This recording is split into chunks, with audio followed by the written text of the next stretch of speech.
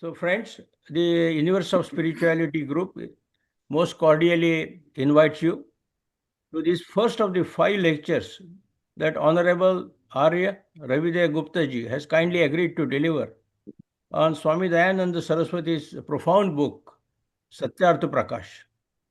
This book presents Hinduism through the lens of Vedic principles, emphasizing monotheism, rationality, and the rejection of superstitions.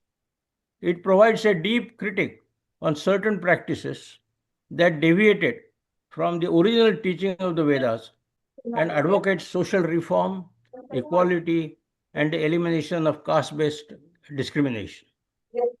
Satyartha Prakash explores diverse themes such as the relationship between religion and science, devotion and intellect, and reviews various religious beliefs.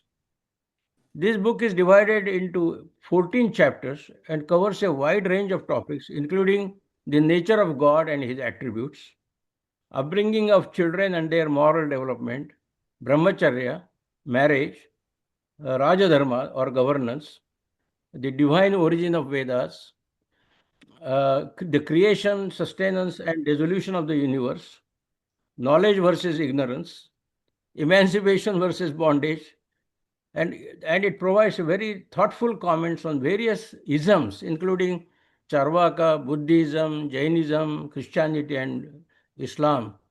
So it's very timely that we have these lectures, and in fact, the whole society should understand in modern times what Dayananda Saraswati wanted to say. Its relevance cannot be more important than it is today.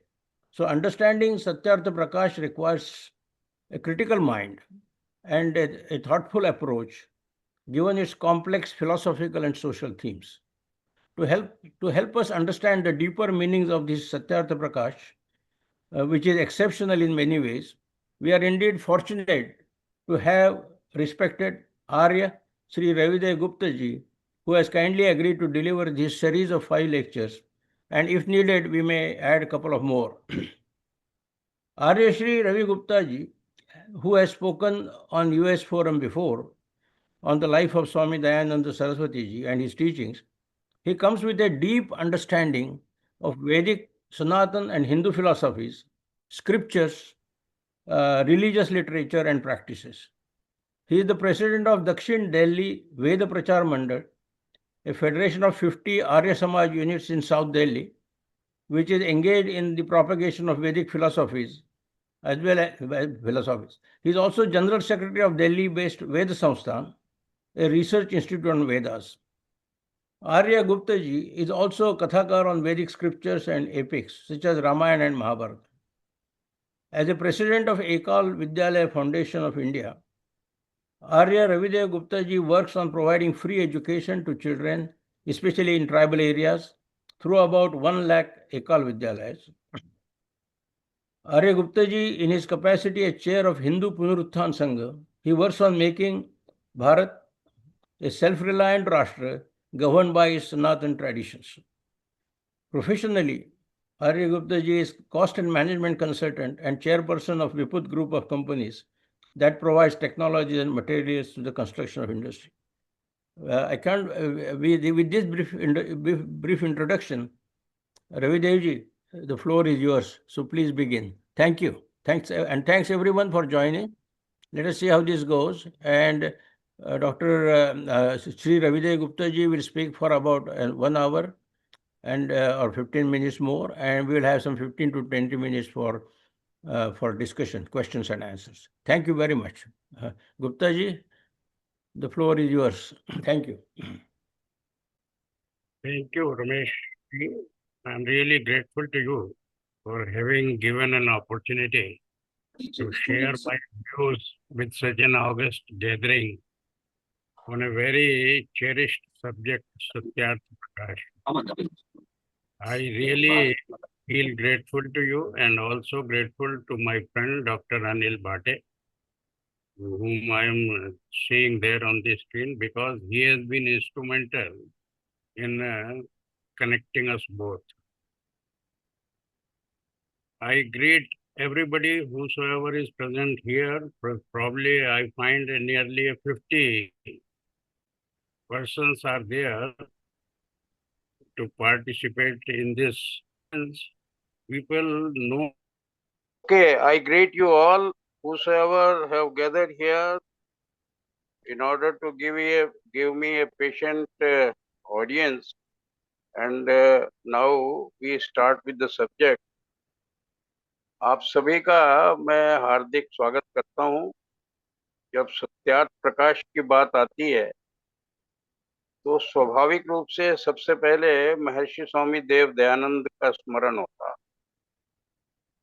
क्योंकि वही एक ऐसे युग पुरुष और महामानव थे जिन्होंने इस काल के अंदर में एक ऐसे कालजयी ग्रंथ की रचना की, जिस ग्रंथ के बारे में आज तक कभी भी किसी भी व्यक्ति ने उसके अंदर किसी भी प्रकार की कोई त्रुटि निकालने की सफलता प्राप्त नहीं की। जब हमको सत्यार्थ प्रकाश के बारे में जानना होता है तो हमको थोड़ा पीछे इतिहास में जाना होगा, तब हमको इसका विषय समझ में आए। हम सबको ये मालूम है कि परमपिता परमेश्वर ने सृष्टि के आदि काल में ही प्रकृति और प्राणी जगत की रचना करने के बाद मनुष्य जाति को बौद्धिक रूप से उन्नत करने के लिए और अनुशासित करने के लिए ऋषियों के माध्यम से वेदों के ज्ञान को प्रकाशित किया। इसका अर्थ क्या हुआ कि सृष्टि के आदि काल में ही वेदों को परमपिता परमेश्वर ने हमारे उपकार के लिए, हमारे लाभ के लिए एक प्रकार से एक कोड ऑफ कंडक्ट बनाई और उसको वेदों के नाम से, ऋषियों के नाम से प्रकाशित किया तो स्वाभाविक है उसका जो सत्य अर्थ था वो प्रचलन में आया। इसका उल्लेख महर्षि दयानंद ने सत्यार्थ प्रकाश के सप्तम समुल्लास में किया हुआ भी है। इसके बाद में बहुत समय तक, वर्षों तक ये श्रुति के रूप में, ओरल डिस्कशन के रूप में, तो एक ओरल डिक्टेट करती थी और दूसरी जनरेशन उसको किसी भी प्रकार से याद करके अगली जनरेशन को फिर उसी तरह पास ऑन कर। इसलिए इन वेदों का नाम श्रुति रहा और इनको बहुत काल के बाद में लिखित रूप दिया किन्हीं महर्षि व्यास ने, और जब से ये संहिता के रूप में जानी जाती है तो पीढ़ियों तक इसका ट्रांसफर श्रुति के रूप में होता रहा। और स्वाभाविक ये बात थी कि उसके अंदर जो उसके निहित अर्थ थे, जो इनहेरेंट उसके मीनिंग थे, उन सब के अनुसार जो लोग अपनी जीवनचर्या चलते, उन लोगों को उस समय आर्य के नाम से हम लोग संबोधित करने का इतिहास देखते हैं। और बिल्कुल उसी के विपरीत जो लोग उन आर्य मान्यताओं के जीवन में अपने किसी भी प्रकार से उसके ऊपर में जीवन के अपने अनुसार नहीं चलाते थे, उनको उसके विपरीत दस्यु कहा जाता। हमने अपने भारतीय संस्कृति में कालखंड को लगभग 4 बड़े-बड़े वर्गों में विभाजित किया हुआ है: सतयुग, त्रेता युग, द्वापर युग और कलयुग। तो सतयुग और त्रेता युग तक ये बिल्कुल निश्चित था कि वेदों के जो सत्य अर्थ थे, सारा बहुसंख्यक समाज उन्हीं को जानता भी था, उनको मानता भी था। और यही कारण था कि ये सारा जो भूखंड है, जिसको हम एक प्रकार से भरत भूमि के नाम से आज भी भरतखंड के रूप में जानते हैं, इसको आर्यावर्त कहते हैं। आर्यावर्त जब कहलाया तो हम जानते हैं कि त्रेता के अंत में जब मर्यादा पुरुषोत्तम श्री राम ने अपना राज्याभिषेक हुआ और राज्य सिंहासन पर बैठे, तो उन्होंने एक ऐसी शासन व्यवस्था विकसित की जिसको आज तक लोग राम राज्य के रूप में जानते हैं। और राम राज्य कहते ही मन में एक बड़ी कल्पना सामने आती है कि राम राज्य का अर्थ है कि संसार का सबसे अधिक कल्याणकारी राज्य व्यवस्था, जो वैदिक मान्यताओं के अनुसार उस काल के अंदर श्री राम ने उस समय स्थापित की। स्थिति धीरे-धीरे थोड़ी बदली। कालांतर में द्वापर युग आया। द्वापर युग के अंदर भी इसी प्रकार से वेदों की मान्यता का चलन रहा, लेकिन धीरे-धीरे कुछ वेद मंत्रों के लोगों ने मन-माने असत्य अर्थ निकालने शुरू कर दिए और उसका परिणाम क्या हुआ, हम लोग देखते हैं कौरवों के दरबार में। उस समय हर व्यक्ति बहुत ज्ञानी था और धर्म के विषय में हर व्यक्ति बहुत अधिक ज्ञान भी रखता था। लेकिन उस ज्ञान करने के साथ-साथ जो हम सबके समझ में आता है, उस समय हर व्यक्ति ने धर्म की अपनी मनमानी व्याख्या की। हर व्यक्ति अपने-अपने व्यक्तिगत धर्म से बंधा हुआ है। महाराज युधिष्ठिर हैं, अपने धर्म से बंधे हुए थे। भीष्म पितामह अपने धर्म से बंधे हुए। अर्जुन का अपना धर्म। तो स्थिति ये हो गई कि जो धर्म सारे समाज को किसी भी प्रकार से गवर्न करता था, वो धर्म लोगों का व्यक्तिगत विषय बन गया, एक पर्सनल फाइवडम। तो इसका अर्थ क्या हुआ कि धर्म जो है वो अनेक नहीं हो सकता, धर्म तो एक ही होता है। और धर्म का अर्थ है ड्यूटी, धर्म का अर्थ है एक ऐसा सत्य विषय जिसको झुटलाया ना जा सकता हो। और इसीलिए हम सब वैदिक संस्कृति के जानने वाले ये भी जानते हैं कि धर्म केवल एक धर्म ही है जो सनातन होता है। सनातन का मतलब है सृष्टि के आदिकाल में भी जिस रूप में सत्य था, सृष्टि के मध्य में भी सत्य था और आज आधुनिक काल में भी उसी प्रकार से सत्य रहेगा और आने वाली भी जितना भी कालखंड होगा भविष्य में, उसके अंदर में भी वो उसी प्रकार से अक्षुण्ण रहेगा। इसीलिए उसको हम सनातन धर्म के रूप में जानते हैं। लेकिन जब ये धर्म समाज का विषय न रह के व्यक्तियों का विषय बन जाता है, तो इसका अर्थ ये हुआ कि लोगों ने वेद के सत्य अर्थों से दूरी बना ली। और जब वेद के सत्य अर्थों से दूरी होगी, तो एक बात बड़ी समझ में आती है, वेद है तो कल्याण है और वेद नहीं है तो वेदना है। वेदना का अर्थ है इन्फ्लिक्शन, कष्ट, सफरिंग। और उसका परिणाम हम लोगों ने देखा जब द्वापर में लोग वेदों से दूर हटने लगे और वेदना स्पष्ट हुई, तो वो महाभारत जैसा एक भीषण गृह युद्ध बना। और उससे क्या हुआ, संपूर्ण आर्य जाति का एक बहुत भयंकर विनाश। लेकिन ईश्वर की एक व्यवस्था थी। उसी समय योगेश्वर श्री कृष्ण का प्रादुर्भाव हुआ और उन्होंने बहुत प्रयास करके अर्जुन के उस जो मोह था उसको भंग करके किसी भी प्रकार से अधर्म के ऊपर में धर्म की स्थापना करने में फिर सफलता प्राप्त की। और उसका जो कारण बना वो उनके उस ग्रंथ का, गीता का उपदेश था, जिसको आज तक भी हम लोग बड़े सम्मान से सभी लोग अपने धर्मशास्त्र के रूप में जानते हैं। तो गीता के उपदेश के कारण धर्म की स्थापना तो हुई, लेकिन समाज का विनाश बहुत हुआ। लेकिन उसका एक पॉजिटिव साइड ये है कि उसके बाद में कलयुग आ गया और कलयुग में बहुत समय तक हम देखते हैं कि जो इतिहास है वो बड़ा शांति का इतिहास में था। लेकिन ये मनुष्य जाति है, मनुष्य जाति के अंदर में जो सोचने की क्षमता है और साथ में कर्म करने की स्वतंत्रता है, ये भी एक बहुत बड़ा विडंबना है कि जब स्वतंत्रता होती है, तो स्वतंत्रता का ही व्यक्ति सदुपयोग भी कर सकता है, दुरुपयोग भी कर सकता है। जब व्यक्तियों ने उसका दुरुपयोग करना आरंभ किया, तो फिर स्थिति ये हुई कि लोगों ने फिर अपने-अपने मर्जी से अर्थ निकालने शुरू किए। इतने अर्थ निकाले कि एक तरीके से हमारे यहाँ पे वाम मार्ग, जिसको हम लेफ्टिस्ट थिंकिंग बोलते हैं। लोग ये समझते हैं कि ये लेफ्टिस्ट थिंकिंग जो है ये कार्ल मार्क्स से शुरू हुई है। बंधुओं, हम सब लोगों को इसके बारे में बहुत समझने की आवश्यकता है। लेफ्टिस्ट थिंकिंग का मतलब केवल यही है कि जो राइट राइट थिंकिंग के बिल्कुल ऑपोजिट हो। और राइट थिंकिंग का अपोजिट का मतलब राइट थिंकिंग वही है जो वेदों के अनुकूल होगी। और जो चीज वेदों के अनुकूल नहीं होगी तो उसको स्वाभाविक ही वाम मार्ग माना जाएगा।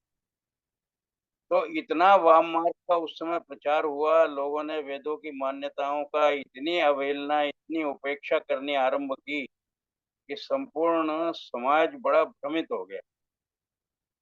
उस भ्रमित होने के कारण क्या हुआ, वेद तो उस समय भी अस्तित्व में थे और वेद उस समय भी माननीय दृष्टि से जाने जाते थे, लेकिन वेदों के लोगों ने इस प्रकार के अर्थ निकाले कि उसके अंदर में भयंकर पाखंड, कुरीतियाँ और उसको वेदों में ही पशु बलि का लोगों ने चलन बताया कि वेदों में पशु बलि की आज्ञा है।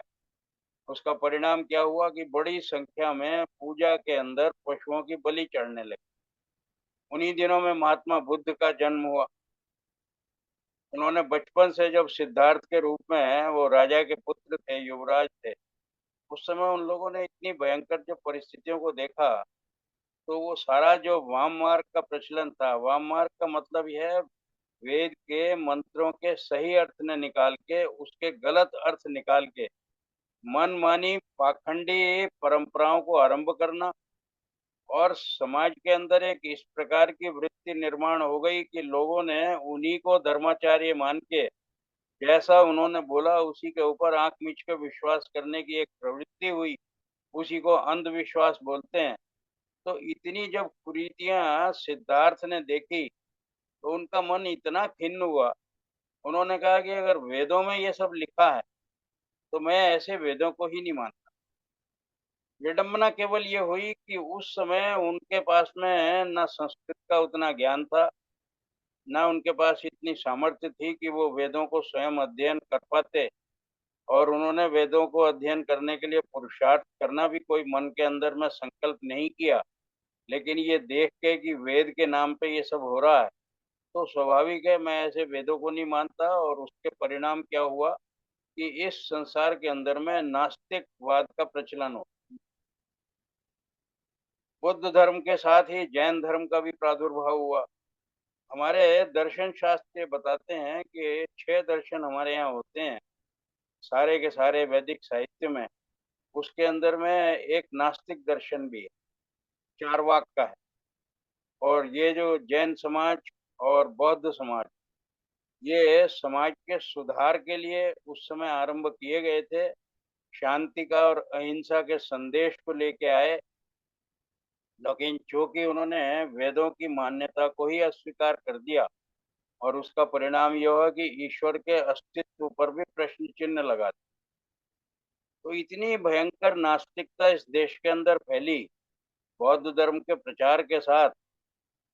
उसका परिणाम ये हुआ कि अहिंसा का इतना अतिरेक हुआ, जिसको बोलते हैं कि too much of everything is bad, and it was in such an excessive magnitude that probably our whole of the forces was disbanded, and such type of administration started giving an impetus to certain people in foreign lands to see, oh, this is a country जिसको सोने की चिड़िया भी बोलते हैं, इसके ऊपर में बहुत यहाँ पर धन है लेकिन इनकी सेनाएं नहीं है।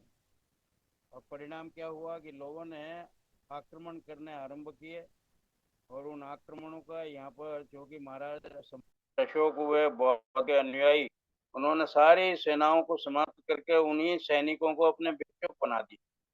तो परिणाम क्या हुआ कि पूरे देश के अंदर में जितने भी ये बाहर आक्रांता है गल्फ कंट्रीज के साइड से और ऊपर में मिडिल ईस्ट की साइड से, उन सबका किसी ने यहाँ पे ना विरोध किया, न किसी भी प्रकार का उनके साथ में कोई युद्ध हुआ। स्थिति क्या हो गई कि लूट मार बहुत ज्यादा शुरू हो गई। वहां से लोग आते रहे, मनमाना लूट करके यहाँ से ले जाते रहे। ये सब भयंकर स्थिति को देख के ईश्वर की जो एक व्यवस्था है, उन्होंने आदि शंकराचार्य को जन्म दिया। आदि शंकराचार्य को हम लोग जानते हैं, तमिलनाडु में उनका जन्म, केरल में उनका जन्म हुआ था।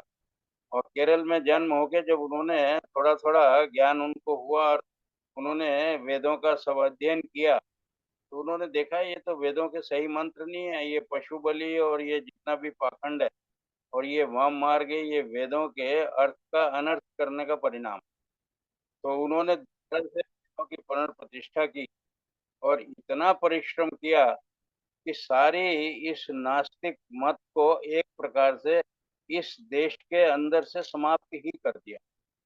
जब समाप्त कर दिया तो स्थिति ये हो गई कि यहाँ पर आदि शंकराचार्य ईश्वर की कुछ ऐसी व्यवस्था कि बहुत थोड़ी आयु में, लगभग 32 वर्ष की आयु में उनका शरीर पूरा हो गया। इसका अर्थ ये हुआ कि जिस कार्य को उन्होंने अपने हाथ में लिया था वो लगभग पूरा नहीं हो पाया। ईश्वर ने कुछ ऐसी व्यवस्था बनाई हुई है कि जहाँ पर भी कोई आवश्यकता बहुत बड़ी होती है, जैसे कि गीता के अंदर में श्री कृष्ण ने कहा भी था, यदा यदा हि धर्मस्य ग्लानिर्भवति भारत अभ्युत्थानम हि धर्मस्य तदात्मानं सृजामि। इसका अर्थ ये हुआ कि जब जब भी धर्म की देश के अंदर में हानि हुई तो जो सज्जन व्यक्ति हैं उनके हृदय में हमेशा उस समय ग्लानि उत्पन्न होती। ये द्वापर युग के अंदर में भी उस काल में था और आज हम कलयुग में देखते हैं, आज भी लगभग उसी प्रकार की स्थिति है। धर्म की इतनी भयंकर हानि हो रही है कि आप और मुझ जैसे सज्जन व्यक्तियों के हृदय में बहुत ग्लानि होती है। बड़ी अंदर में पीड़ा होती है कि हम क्या करें, हम कुछ भी तो नहीं कर पा रहे हैं। तो जब ऐसी परिस्थिति होती है तो उसमें कृष्ण ने कहा है, अभ्युत्थानम ही धर्मस्य, धर्म के पुनः अभ्युत्थान के लिए तदात्मानं सृजाम्यहम्, ऐसे जो सज्जन पुरुष हैं जिनके हृदय में ग्लानि हो रही है उन्हीं की आत्मा में मैं कहीं ना कहीं सृजन करता हूँ। लोगों ने इसको अवतारवाद से जोड़ लिया कि स्वयं ईश्वर जो है वो अवतार लेते हैं, जबकि कृष्ण का स्वयं का अर्थ ये था कि मैं सज्जनों के हृदय के अंदर ही उदय होता हूँ और उसी का परिणाम होता है कि हर काल के अंदर जब भी बहुत भयंकर समाज की स्थिति खराब हुई और धर्म की हानि हुई तो कोई ना कोई महापुरुष खड़ा हुआ। तो हम लोगों ने देखा कि जब इतना वाम मार्ग हुआ और नास्तिकता का प्रचार हुआ तो आदि शंकराचार्य इस देश के अंदर में एक प्रकार से युग पुरुष के रूप में उस समय जन्म लिए और उन्होंने सारे देश को इस नास्तिकवाद से लगभग समाप्त करके शून्य करके वेदों की पुनर्प्रतिष्ठा कर। लेकिन ईश्वरीय विडंबना की उनको आयु ज्यादा नहीं मिली। बाद में जितने उनके परिवर्तित शिष्य आए उन्होंने उन्हीं की बहुत सी मान्यताओं को बदल के अपना उन्होंने तो अद्वैतवाद शुरू किया था, फिर लोगों ने उसमें विशिष्ट अद्वैत और अन्य अन्य फिर द्वैत अद्वैत और पता नहीं कितने सारे उसके बाद में मत मतांतर हुए। इसका अर्थ ये हुआ कि जो आदि शंकराचार्य के द्वारा स्थापित मान्यताएं थी उनके अंदर में भी बहुत परिवर्तन आता रहा। उससे क्या हुआ कि संपूर्ण देश के अंदर में एक फिर से कंफ्यूजन की स्थिति हो गई। वेद के मंत्रों के सही अर्थ क्या हो सकते हैं, इसके बारे में समाज को इतनी भ्रांति हुई कि ये ही नहीं समझ में आता था कि इस देश के अंदर में वेदों की बात तो लोग करते हैं लेकिन वेदों के सही अर्थ बताने वाला कोई व्यक्ति नहीं। ईश्वर की जैसी व्यवस्था है, ईश्वर ने इसी काल के अंदर में सन 1881 में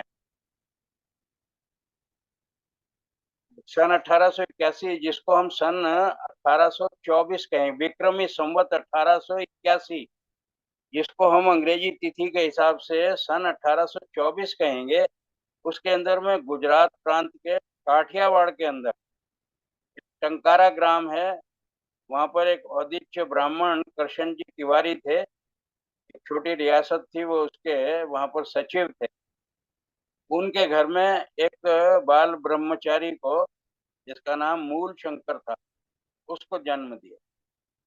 उन्हीं को हम कालांतर में जब उन्होंने संन्यास लिया अपना घर छोड़ने के बाद में वेदों का अध्ययन किया और वेदों का अध्ययन करके उसके सत्य अर्थों को जब उन्होंने पढ़ा तब उन्होंने देखा कि हमारे देश के अंदर में वेदों के नाम पे तो भयंकर अनाचार हो रहा है। इतना भयंकर अनाचार हो रहा है कि इतने मतों की बाढ़ आ गई। बंधुओं, जब ईश्वर धर्म की व्यवस्था करते हैं तो वो वेदों के माध्यम से संपूर्ण मानव जाति के लिए इस पृथ्वी के ऊपर में संपूर्ण मानव जाति का अर्थ यह है कि वो किसी भी देश में कहीं भी जन्म लिया हो लेकिन अगर मनुष्य के रूप में जन्म लिया है, मनुष्य जाति में जन्म लिया है, तो उन सबका एक ही धर्म होता है और वो जो धर्म होता है वही सनातन धर्म होता है, उसी को मानव धर्म कहते हैं। तो जो एक धर्म था उसके इतने धर्म बन गए कि जिसकी कोई सीमा ही नहीं रह गई। हम अपने आर्यावर्त के अंदर ही देखते हैं, उस समय इतने मत और मतांतर थे। जब मत बहुत ज्यादा होंगे तो उनमें अंतर होगा और अंतर होगा तो उसी को हम मतांतर बोलते हैं। तो जितने मत थे उतने ही उनके बीच में अंतर थे। तो इतना भयंकर मत मतांतर तो उन्होंने अपने आर्यावर्त के अंदर ही देखा। उसके साथ ही उसी काल में इस्लाम का उदय हुआ, जो अब्राहमिक रिलीजन है, यहूदी धर्म का हुआ, क्रिश्चियनिटी का हुआ। अब ये तीनों लगभग ये माने जाते हैं कि एक ही परिवार के सदस्य हैं, एक प्रकार से कजिन कहा जाता है। लेकिन इन तीनों के बीच में बहुत कुछ समानता होते हुए भी बहुत बड़ी विषमताएं और भिन्नता भी हैं। भिन्नताओं का परिणाम ये हुआ कि उन तीन के अंदर में भी तीन मत हो गए और मत तीन हो गए तो तीनों के तीनों मत जो है वो उनमें आपस में अंतर हो गए।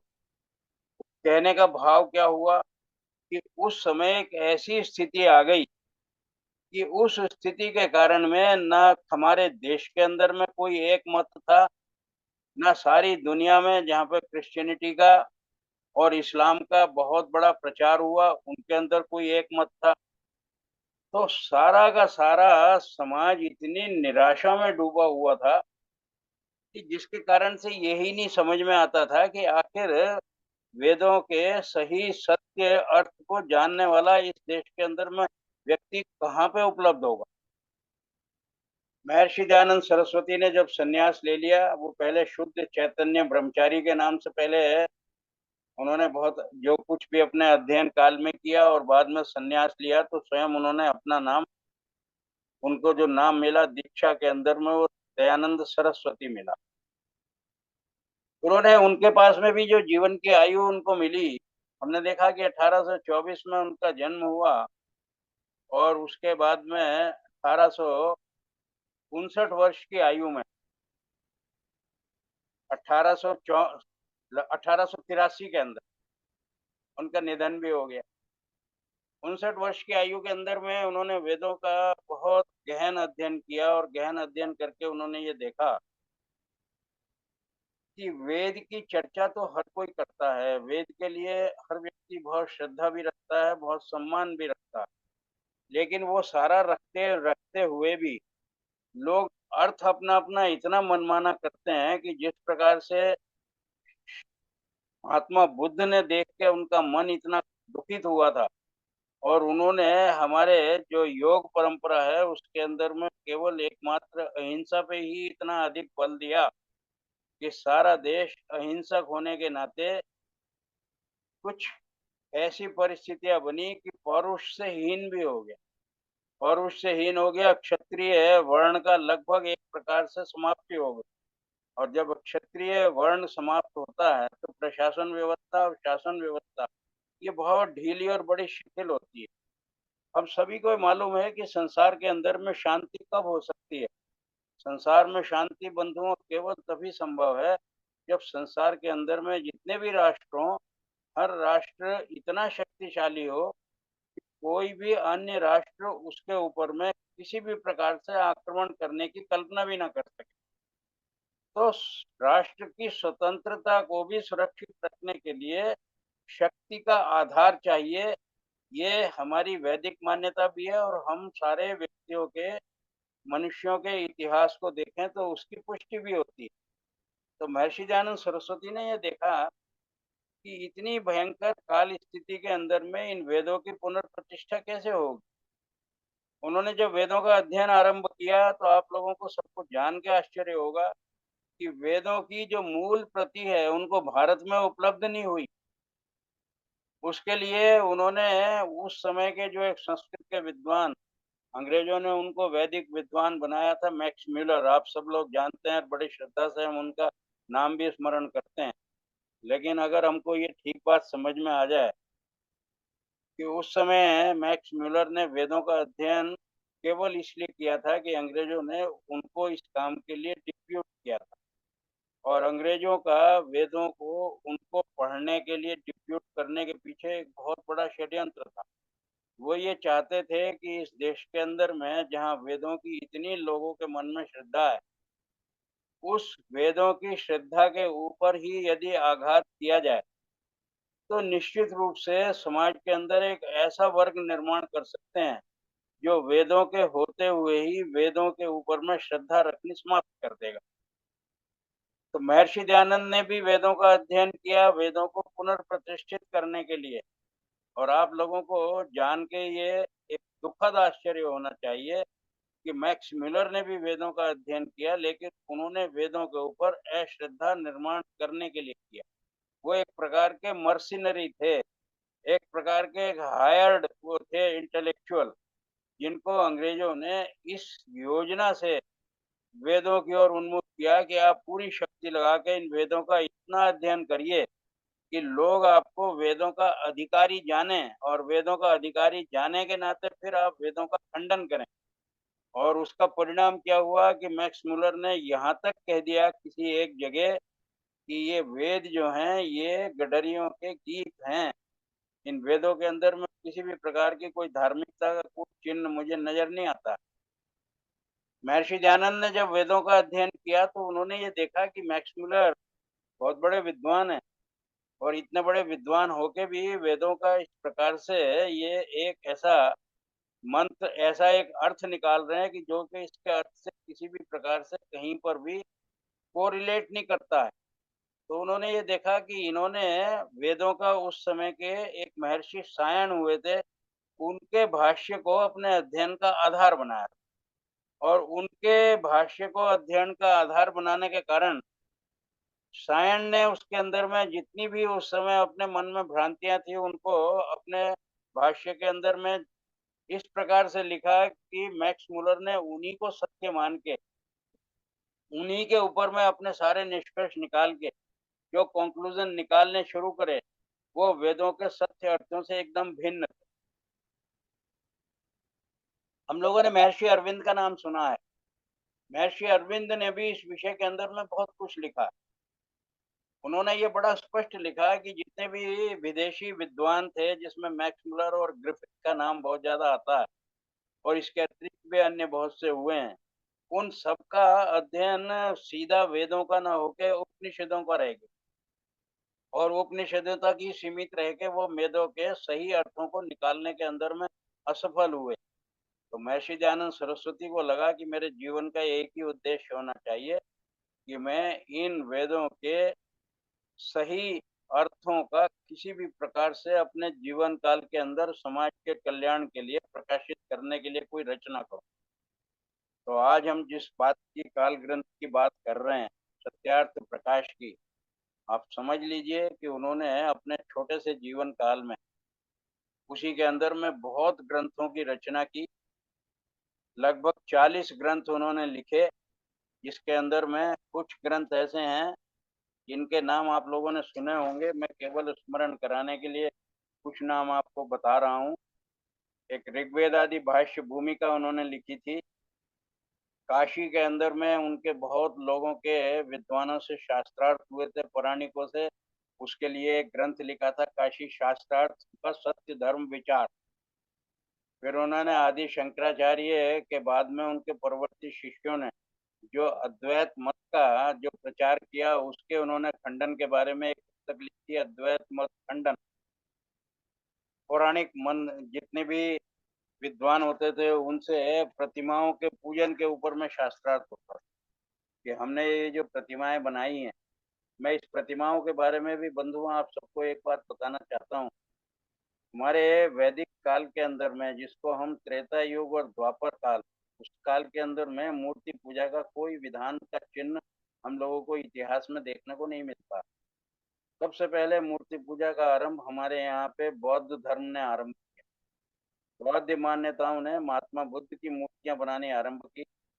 उसके बाद में जब जैन धर्म आया तो उन्होंने भी सभी तीर्थंकरों की मूर्तियां बनाई। तो ये पहली बार मूर्तियों के माध्यम से अपने महापुरुषों का पूजन करने की जो परंपरा है, ये हमको बौद्ध और जैन परंपरा में देखने को मिलती है। मूर्ति पूजा का जब इतना अधिक वो हुआ, तो फिर आदि शंकराचार्य ने भी, क्योंकि उन्होंने नास्तिक मत का खंडन करना था और किसी भी प्रकार से उसको अप्रासंगिक इररिलेवेंट बनाना था, तो उन्होंने भी कहीं ना कहीं पुराणों के अध्ययन करके उनके आधार पे हमारे यहाँ पर भी मूर्ति पूजा का प्रचलन आरंभ। मूर्ति पूजा का प्रचलन जो है आरंभ, उसके बाद से चलता ही रहा। लोगों ने उसको वैदिक आधार देने का प्रयास किया, लेकिन ऋषि दयानंद के जीवन काल में जितने भी पौराणिक विद्वानों ने कभी भी उनसे शास्त्रार्थ किया, उन्होंने पुराणों के कितने भी प्रमाण दिए हों, लेकिन वेदों में से कोई वो एक भी प्रमाण नहीं दे पाए जिसके अंदर में मूर्ति पूजा का कहीं पर भी प्रावधान हो। प्रतिमा पूजन विचार, इसीलिए उन्होंने, महर्षि दयानंद ने एक पुस्तक लिखी, उन्होंने एक पंच महायज्ञ विधि लिखी। उनके पूना के अंदर में बहुत से लगभग 15 व्याख्यान हुए, उनको कंपाइलेशन करके एक पूना प्रवचन करके एक पुस्तक लिखी गई। एक छोटी सी पुस्तक लिखी आर्याभिविनय। इसके अतिरिक्त संस्कार विधि उन्होंने लिखी, और इस संस्कार विधि के बाद भी अन्य उन्होंने वेद भाष्य, सत्य धर्म विचार और बहुत सी गो करुणा निधि पुस्तक लिखी। पर उन सब पुस्तकों की चर्चा करना आज हमारा विषय नहीं है। इन्हीं लगभग 40 ग्रंथों में से उन्होंने जो एक ग्रंथ जिसकी चर्चा आज हम कर रहे हैं, इसका लेखन 1874 में उन्होंने आरंभ किया। और एक बहुत ही महत्वपूर्ण उल्लेखनीय बात है कि इस ग्रंथ को केवल 4 महीने के अंदर में उन्होंने लिख के पूरा कर दिया।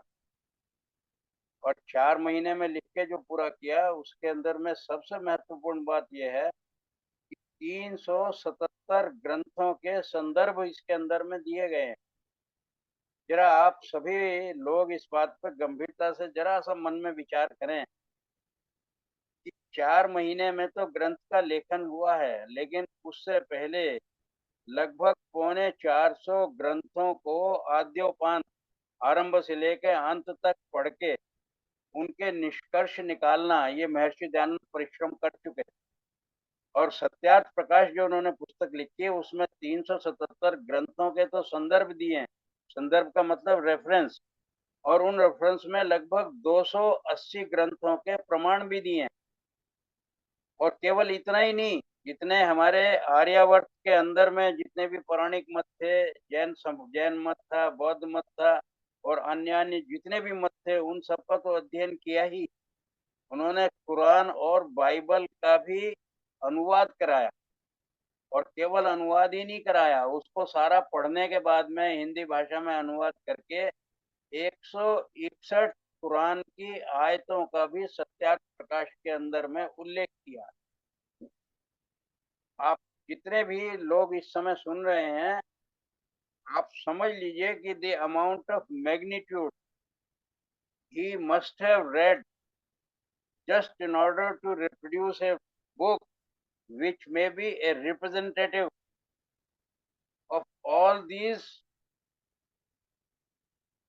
dharma granth and other religious books and scriptures, just in order to give you a ready-made idea that where the truth lies. तो सत्यार्थ प्रकाश कोई एक सामान्य पुस्तक नहीं है।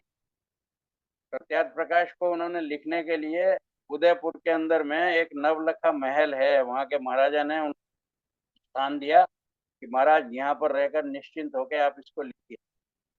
4 महीने में उनका ये पूर्ण हुआ, जबकि इतिहास ये बताता है, जो मैं आपको आगे बताऊंगा, कि बाकी लोगों ने कुछ ग्रंथों के अध्ययन के अंदर में कितने कितने समय लगाए हैं, तो एक कंपैरेटिव आइडिया हो जाए। 1874 में ये लिखा गया, लेकिन उसको लगा कि इसके अंदर में बहुत सी त्रुटियां हैं, तो फिर उन्होंने इसको 1875 में दोबारा इसको रीप्रिंट कराया। उसके अंदर में 12 समोल्लास बनाए गए। फिर उसकी प्रूफ रीडिंग, कुछ लोगों को फीडबैक मिला, उन्होंने फिर 1882 के अंदर में बराबर इसको फिर दोबारा स्वयं प्रूफ रीडिंग करके इसके 14 समोल्लास का एक सत्यार्थ प्रकाश बनाया, जिसकी आज अभी सबसे पहले जब इंट्रोडक्टरी स्पीच के अंदर में रमेश देशपांडे जी ने आप लोगों के सामने चर्चा की, इसके अंदर में 14 चैप्टर्स हैं। उन चैप्टर्स को ऋषि दयानंद ने समुल्लास की संज्ञा दी। समुल्लास का अर्थ क्या हो सकता है? हम उसको अध्याय भी कह सकते हैं, उसको एक अलग से चैप्टर अंग्रेजी में बोल रहे हैं, लेकिन उन्होंने विशेष रूप से इसका नाम हर अध्याय को समुल्लास कहा। इसके पीछे एक ही भाव है, इस समुल्लास को संधि विच्छेद करें तो सम्यक रूप से जिसको पढ़ने से मन के अंदर में उल्लास उत्पन्न होता हो, उसको उन्होंने समुल्लास की संज्ञा दी। बंधुओं, एक एक बात से हमको समझ में आना स्पष्ट होता है कि महर्षि दयानंद ने केवल ये पुस्तक नहीं लिखी है, ये मान्य एक पुस्तक नहीं है, एक पब्लिकेशन नहीं है, ये संपूर्ण उनके जीवन का जो उद्देश्य था उसका एक प्रकार से पर्सोनिफिकेशन है। एक प्रकार से महर्षि दयानंद इनकार्नेट है। ये सत्यार्थ प्रकाश एक बुक नहीं है। और इसके उन्होंने 2 भाग बनाए। पहला जो इसका वो था, उसके अंदर में 10 समुल्लास रखे और उसके बाद में 4 समुल्लास रखे उसके सेकंड हाफ में, तो जिसको हम कहेंगे पूर्वार्ध और उत्तरार्ध। इन सब के पहले अपनी एक अनुभूमिका, जिसको प्रीफेस बोलते हैं, वो लिखी। तो 10 के पहले एक प्रीफेस लिखा, फिर जो 4 बाद के लिखे हैं उनके लिए एक अनुभूमिका फिर लिखी। वो प्रीफेस एक अलग है, वो सप्लीमेंट्री है। और सबसे अंत में एक बाद में इसमें एक एनेक्चर लगाया है उन्होंने, जिसको उन्होंने स्वयं मंतव्य प्रकाश कहा, जिसकी चर्चा हम बाद में आपके सामने करने वाले हैं आज ही। लेकिन पहले सत्यार्थ प्रकाश के बारे में कुछ थोड़ी सी चर्चा हम आपके सामने करके इस विषय को स्पष्ट करने का प्रयास करते हैं। जैसा मैंने आपसे अभी निवेदन किया कि इसके अंदर में 14 समोल्लास हैं, और ये जो 14 समोल्लास हैं, इन सब से लिखने से पहले ऋषि दयानंद ने एक संकल्प किया ईश्वर को साक्षी मान के, और उसमें उन्होंने प्रतिज्ञा की। उनकी प्रतिज्ञा क्या है? ऋतम वदिष्यामि सत्यम वदिष्यामि। उन्होंने कहा, हे ईश्वर, मुझे कुछ ऐसी शक्ति दीजिए आप कि मैं केवल जो ऋत है, ऋत कहते हैं जो एकदम, इसको बोलते हैं कि जो सत्य का भी एक प्रकार से निचोड़ हो, क्योंकि वेदों में एक मंत्र आता है, ऋतम च सत्यम च। तो ऋतम च सत्यम च का मतलब सत्य तो वो है जो सत्य हमको आंखों के सामने दिख रहा है, पर उसके अंदर में भी उसका जो हिडन ट्रुथ है, जिसको वास्तविक सत्य कहेंगे, जो देखने से नहीं, आंख मीच के देखने से लगता है, तो जो हमारी बुद्धि से और आंखों से दिखता है वो सत्य है।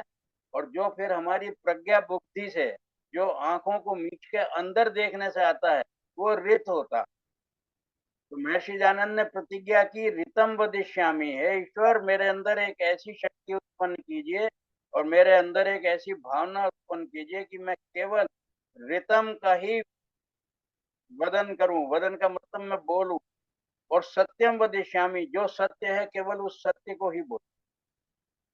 तो महर्षि सबसे पहले अपनी भूमि के अंदर क्या लिख रहे हैं? इन एक एक शब्द को, ये गोल्डन लेटर्स हैं, इन गोल्डन लेटर्स को समझने की बात है। वो ये लिख रहे हैं कि मेरा इस ग्रंथ को बनाने का प्रयोजन सत्य सत्य अर्थ का प्रकाश करना है। इसको थोड़ा सा, अगर जरा सा हम डीपली, थोड़ा सा इसको माइन्यूटली स्टडी करें, इस एक सेंटेंस को, इसको इस चीज से देखें कि जब हम किसी भी प्रकार से अपने आहार के अंदर में कोई भोजन बनाते हैं, तो भोजन बनाने के लिए जितनी भी हम सामग्री एकत्रित करते हैं, एक छोटा सा उदाहरण ले लें कि जैसे हमको दाल बनानी है, तो दाल को हम थाली में लेके पहले चुगने का प्रयास करते हैं। चुगने का प्रयास क्यों इसलिए करते हैं कि जितने उसके अंदर में कुछ भी ऐसे पदार्थ हों जिनको हम कंकड़ या अन्य कोई भी प्रदूषित पोल्यूशन हो, जो उसमें लगाया जाए कि ये दाल नहीं है, उस सबको निकाल के उसमें से चुगने के बाद ही उसको अपने आहार के योग्य मानते हैं। तो महर्षि दयानंद सरस्वती ने केवल जितने भी उस समय ग्रंथ उपलब्ध थे, देश के अंदर भी और विदेश के अंदर भी, उन सब के अंदर में से असत्य रूपी कंकड़ को चुप चुप के निकाल के बाहर करने का प्रयास किया, और उनका केवल यही एक अभिप्राय था, यही उनका मोटिव था, ये उनका एकमात्र लक्ष्य था, जिसको कहते हैं कि मेरा ये ग्रंथ को बनाने का प्रयोजन। आगे इसको थोड़ा सा और वो एलिसिडेट करते हैं। वो ये कहते हैं कि जो पदार्थ जैसा है उसको वैसा ही कहना, लिखना और मानना, उसी को सत्य कहते हैं। अब देख लीजिए कितनी स्पष्ट बात आई। उन्होंने कहा सत्य किसको कहते हैं। सत्य का कई बार लोग ये होता है कि लोग कुछ भी सत्य का अर्थ भी कुछ का कुछ मनमाना जो लेते हैं, वो केवल इसलिए लिखते हैं कि जैसा वो मानते हैं और जैसा वो देखते हैं वैसा कहते नहीं है। उसके अंदर में कुछ they reveal much they reveal much less than what they hide. तो जब हम छिपाएंगे ज्यादा और बताएंगे कम, तो वो फिर सत्य तो नहीं रहता।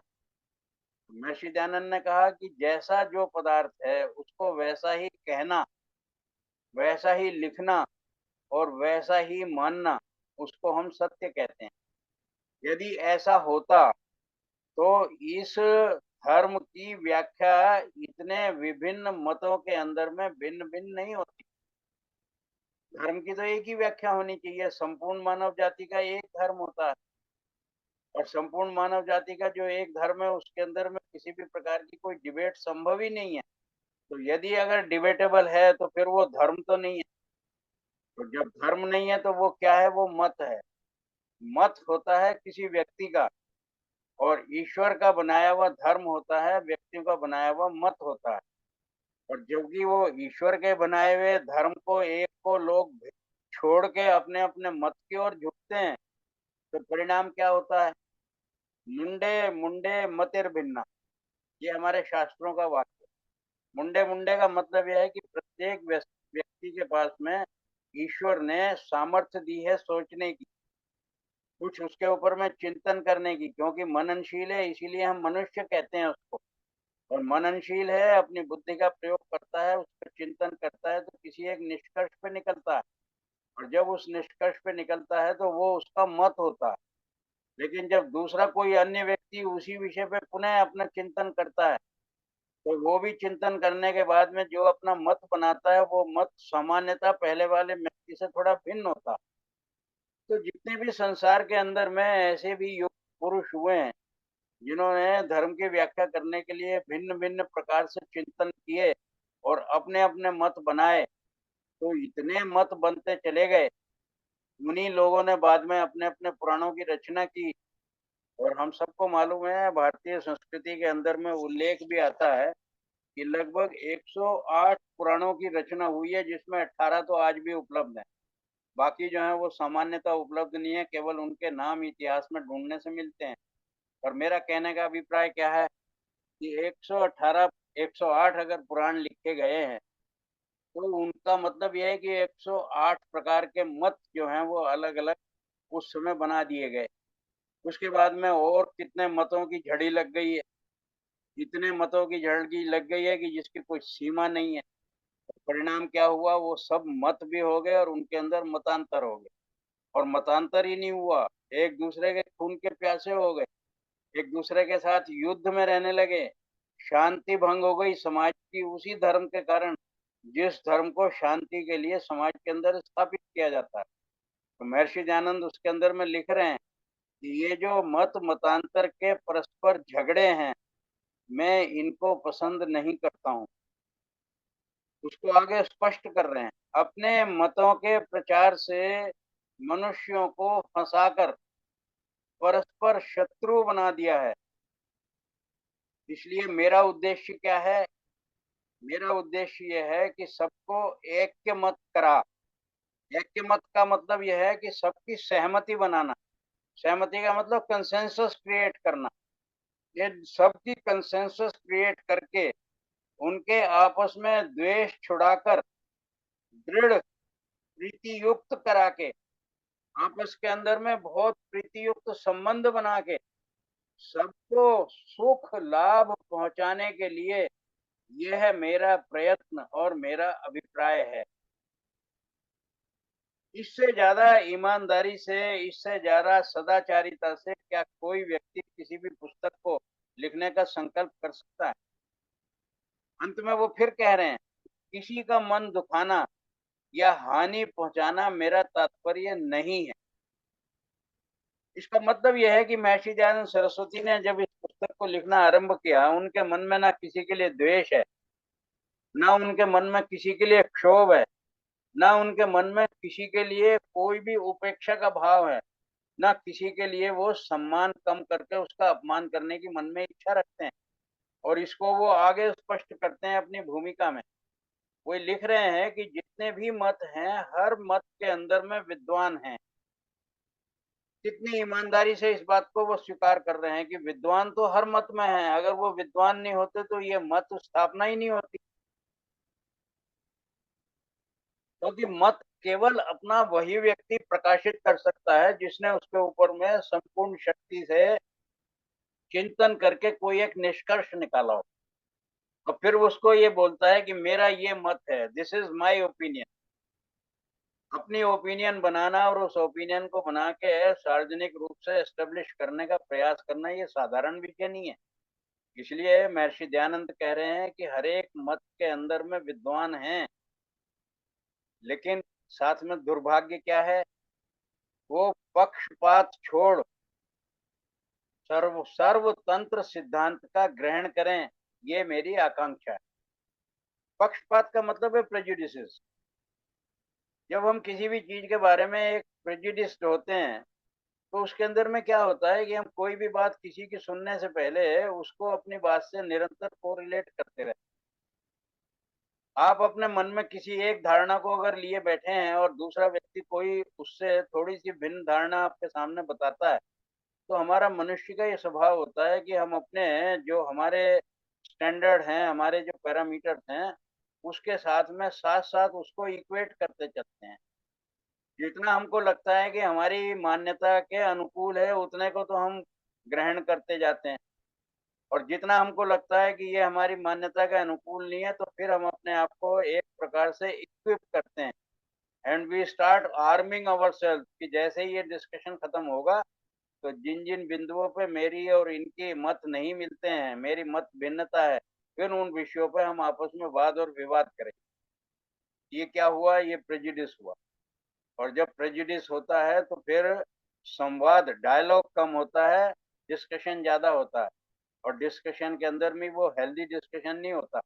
और स्थिति यहाँ तक आ जाती है कि डिस्कशन भी समाप्त होता है, वाद विवाद के अंदर में संवाद को छोड़ के लोगों के अंदर में भयंकर संघर्ष की स्थिति पैदा हो जाती है।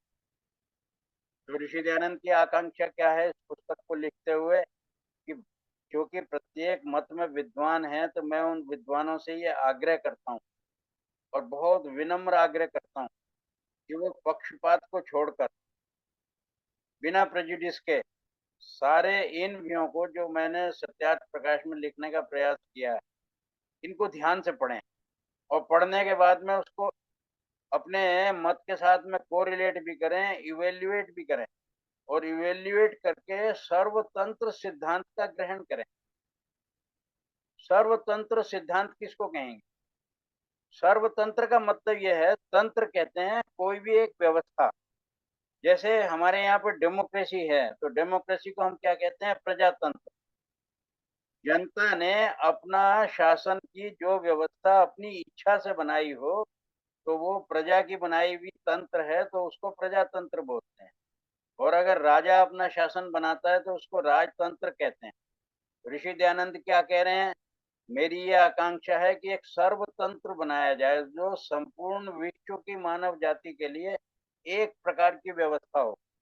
तो जो ऐसा सर्वतंत्र होगा उसके सिद्धांतों का ग्रहण करें।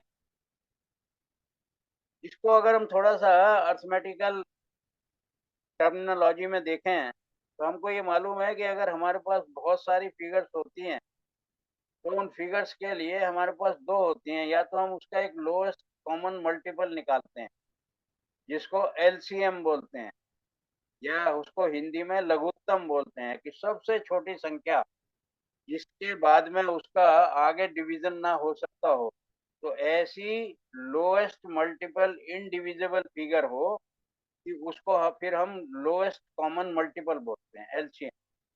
लेकिन इसके विपरीत क्या होता है, अगर हमको ये ज्यादा से ज्यादा लोगों को उसको अंदर में इंक्लूसिव फिगर बनानी हो, तो फिर हम उसमें से एचसीएफ निकालते हैं, हाईएस्ट कॉमन फैक्टर। तो हाईएस्ट कॉमन फैक्टर को ही एक प्रकार से सर्वतंत्र कहा जाए, कि जब हम सारे मतों के अंदर से कोई एक ऐसा फैक्टर जो सबके अंदर में विच इज ऑल परवेजिव, तो फिर सब लोग एक प्रकार से पक्षपात छोड़ के मान लें कि हाँ ये बात तो मुझे भी मान्य है, दूसरा व्यक्ति बोले मुझे भी मान्य है, और जितने भी मतों का हमने उसके अंदर में समावेश किया हो, सारे व्यक्ति एक स्वर से बोले कि हाँ इस बात पे तो हम सहमत हैं, तो उसको हम हाईएस्ट कॉमन फैक्टर भी कहेंगे और सर्वतंत्र सिद्धांत भी कहेंगे। तो महर्षि दयानंद ने अपनी आकांक्षा स्पष्ट की है कि सारे विद्वानों से ये मेरा विनम्र आग्रह है कि वो सर्वतंत्र सिद्धांत का ग्रहण करें, और उससे क्या होगा, जो परस्पर विरुद्ध बातें हैं उनका त्याग कर परस्पर प्रीति से बरतें और बरतावें, तो जगत का पूर्ण हित होगा। जितनी आपस में हमारे चीजें ऐसी हैं जो डिफरेंस हैं, उन डिफरेंसेस को तो हम छोड़ दें, और जो जो चीजें हमारे अंदर में कॉमन है उनको आपस में बड़े प्रेम से आपस में उन्हीं के ऊपर में हम अपनी बात करें, व्यवहार भी अपना वही करें और दूसरे भी से भी वही व्यवहार की अपेक्षा करें। तो समाज के अंदर एक ऐसा शांतिपूर्ण और ऐसा प्रेम का व्यवहार होगा कि सारे जगत का पूर्ण हित होगा, सब प्रकार से कल्याण होगा। आगे महर्षि दयानंद और लिख रहे हैं, वो ये कह रहे हैं कि हर मनुष्य का, देखिए कितना बड़ा क्रेडिट दे रहे हैं वो हर व्यक्ति को। वो ये कह रहे हैं कि ईश्वर ने मनुष्य का जो शरीर बनाया है, ये प्रकृति के 5 तत्वों से बनाया है, ये हम सब जानते हैं। लेकिन हर एक इस मनुष्य के शरीर के अंदर में एक उन्होंने आत्मा उसके अंदर में बाद में डाली है, और वो जो आत्मा होती है वो एक प्रकार से परमात्मा के तुल्य ही होती है। जिस प्रकार से परमात्मा सर्वज्ञ है, वो आत्मा सर्वज्ञ नहीं होती, केवल अल्पज्ञ होती है। आत्मा सर्वशक्तिमान है, आत्मा जो आत्मा परमात्मा सर्वशक्तिमान है, तो आत्मा उसके विपरीत अल्प शक्ति वाली है, अल्प सामर्थ्य रखती है और एक देशीय होती है। परमात्मा सार्वदेशिक होता है। तो लेकिन साथ में क्या कह रहे हैं कि वो आत्मा चूंकि परमात्मा की बनाई हुई है, वो सत्य और असत्य को जानने वाली है। उसको मालूम है कि गलत क्या है, उसको सही क्या है। और इसका तो हम लोग समाज के अंदर में भी बात करते हैं कि कोई भी व्यक्ति कितना भी दुष्ट से दुष्ट हो, राक्षस भी क्यों ना हो, वो भी इस बात को जानता है कि सत्य क्या है। इसलिए हर व्यक्ति की आत्मा शुद्ध होती है, बुद्ध होती है और पवित्र होती है। इस बात की साक्षी महर्षि दयानंद स्वयं कह रहे हैं कि मनुष्य की आत्मा तो सत्य और असत्य को जानती है, तथापि, पर तथापि का मतलब परंतु, तब भी क्या करती है, इन स्पाइट ऑफ दैट, अपने प्रयोजन की सिद्धि के लिए, अपना प्रयोजन का मतलब जो अपना मोटिव है, उस मोटिव को ही अल्टीमेटली किसी भी तरीके से इम्प्लीमेंट करना है, तो उसकी सिद्धि के लिए हठ, हठ का मतलब यह है एक प्रकार से इसको क्या है ना, किसी भी चीज के ऊपर में बहुत ज्यादा दुराग्रह करना, इतना ज्यादा करना कि हम बड़े ऑब्स्टिनेट हो जाएं और ऑब्सेस्ड इतने हो जाएं कि दूसरी कोई बात सुने ही नहीं। तो जब उस पे हम हट करते हैं, बिना कारण के उसी का आग्रह करते हैं, तो वो सत्य का आग्रह के बजाय दुराग्रह हो जाता है। तो वो हठ भी करते हैं, दुराग्रह भी करते हैं। ये तो वो व्यक्ति करते हैं जिनको सत्य का ज्ञान है, और बहुत से लोग क्या होते हैं जिनको सत्य का ज्ञान नहीं है, वो अविद्या के कारण सत्य को छोड़ के असत्य की ओर झुक जाते हैं। देखिए इसको मैं थोड़ा सा एक बार और स्पष्ट करना चाहता हूँ, जिससे महर्षि दयानंद की जो इच्छा है, जो आकांक्षा है, जो उनके हृदय का मन का एक भाव है कि मैं इस पुस्तक को लिखने से पहले अपने मन में क्या भावना रख रहा हूँ, वो क्या कह रहे हैं। वो ये कह रहे हैं कि हर मनुष्य का आत्मा सत्य को जानता है, सत्य को नहीं जानता, असत्य को भी जानने वाला है। तो इसलिए आत्मा तो बता देगी कि सत्य है या अनत्य नहीं है। लेकिन अगर मान लीजिए किसी कारण से उसने असत्य को ही सत्य को अपने व्यवहार के अंदर में जानने का आरंभ कर दिया, तो हम उसको ज्ञान नहीं कहेंगे, उसको एक प्रकार से अज्ञान कहेंगे। अज्ञान का मतलब ये नहीं है कि उसको ज्ञान नहीं है। अज्ञान का मतलब यह है कि उसको जो ज्ञान है वो सत्य ज्ञान नहीं है।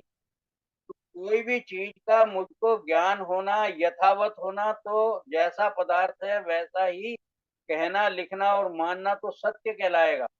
लेकिन जैसा है वैसा नहीं मानना।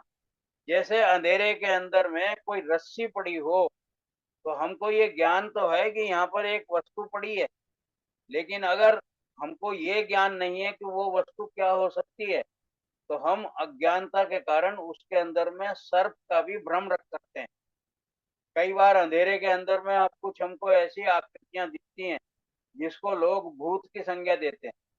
वो क्या होता है कि वहां पे किसी भी अन्य पदार्थ की उपस्थिति का हमको ज्ञान तो हो रहा है, लेकिन चूंकि हमारा सत्य ज्ञान नहीं है, तो वो असत्य होने के कारण एक प्रकार से अज्ञान होता है। तो इसलिए जिस चीज को जानते हैं तो जानना विद्या है, और गलत जानना अविद्या है। तो यहाँ पे हमको ये बात समझनी होगी कि एक तो जानना और एक नहीं जानना। मैं यहाँ पर अविद्या का अर्थ नहीं जानना नहीं कर रहा हूँ, महर्षि दयानंद ने भी नहीं किया है। जानना लेकिन गलत जानना, उसको अविद्या कहेंगे। तो उन्होंने क्या कहा कि मनुष्य की आत्मा सत्य और असत्य को जानते हुए भी कई बार अपने प्रयोजन की, अपने मोटिव की, अपने जो उनके मन में एक अपना बिलीफ है उसकी सिद्धि के लिए, या अपने किसी स्वार्थ के कारण इतना ज्यादा हठ करती है कि वो दुराग्रह की सीमा तक जाता है। और ये भी सब ना हो तो कई बार स्वयं असत्य का, उनका अविद्या होने के कारण सत्य को छोड़ के असत्य की ओर झुक जाते।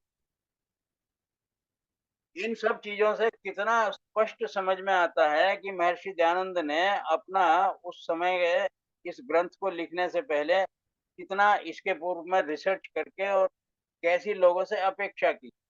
और उस अपेक्षा करने के बाद में उन्होंने एक मन में और बात की, start lamenting on something. What does he से? वो ये कह रहे हैं कि मैं समझता हूँ कि इस ग्रंथ को देखकर अविद्वान लोग अन्यथा ही विचारेंगे। मुझे इस बात का भय है, मुझे इस बात की आशंका है। आई हैव द एप्रीहेंशन कि बहुत से लोग जो सत्य को नहीं जानते, असत्य को पकड़े हुए बैठे हैं, वो एक प्रकार से विद्वान नहीं है, अविद्वान है। विद्या तो है लेकिन असत्य विद्या है, अविद्या है। तो ऐसे अविद्वान लोग इसको अन्यथा ही लेंगे। अन्यथा ही लेके क्या करेंगे? लेकिन साथ में क्या होगा, उनको ये भी मन में एक थोड़ा सा कंसोलेशन है, सांत्वना है कि बुद्धिमान लोग मेरी, ऐसा मेरे मन में विश्वास है कि यथा योग्य इसका अभिप्राय समझेंगे।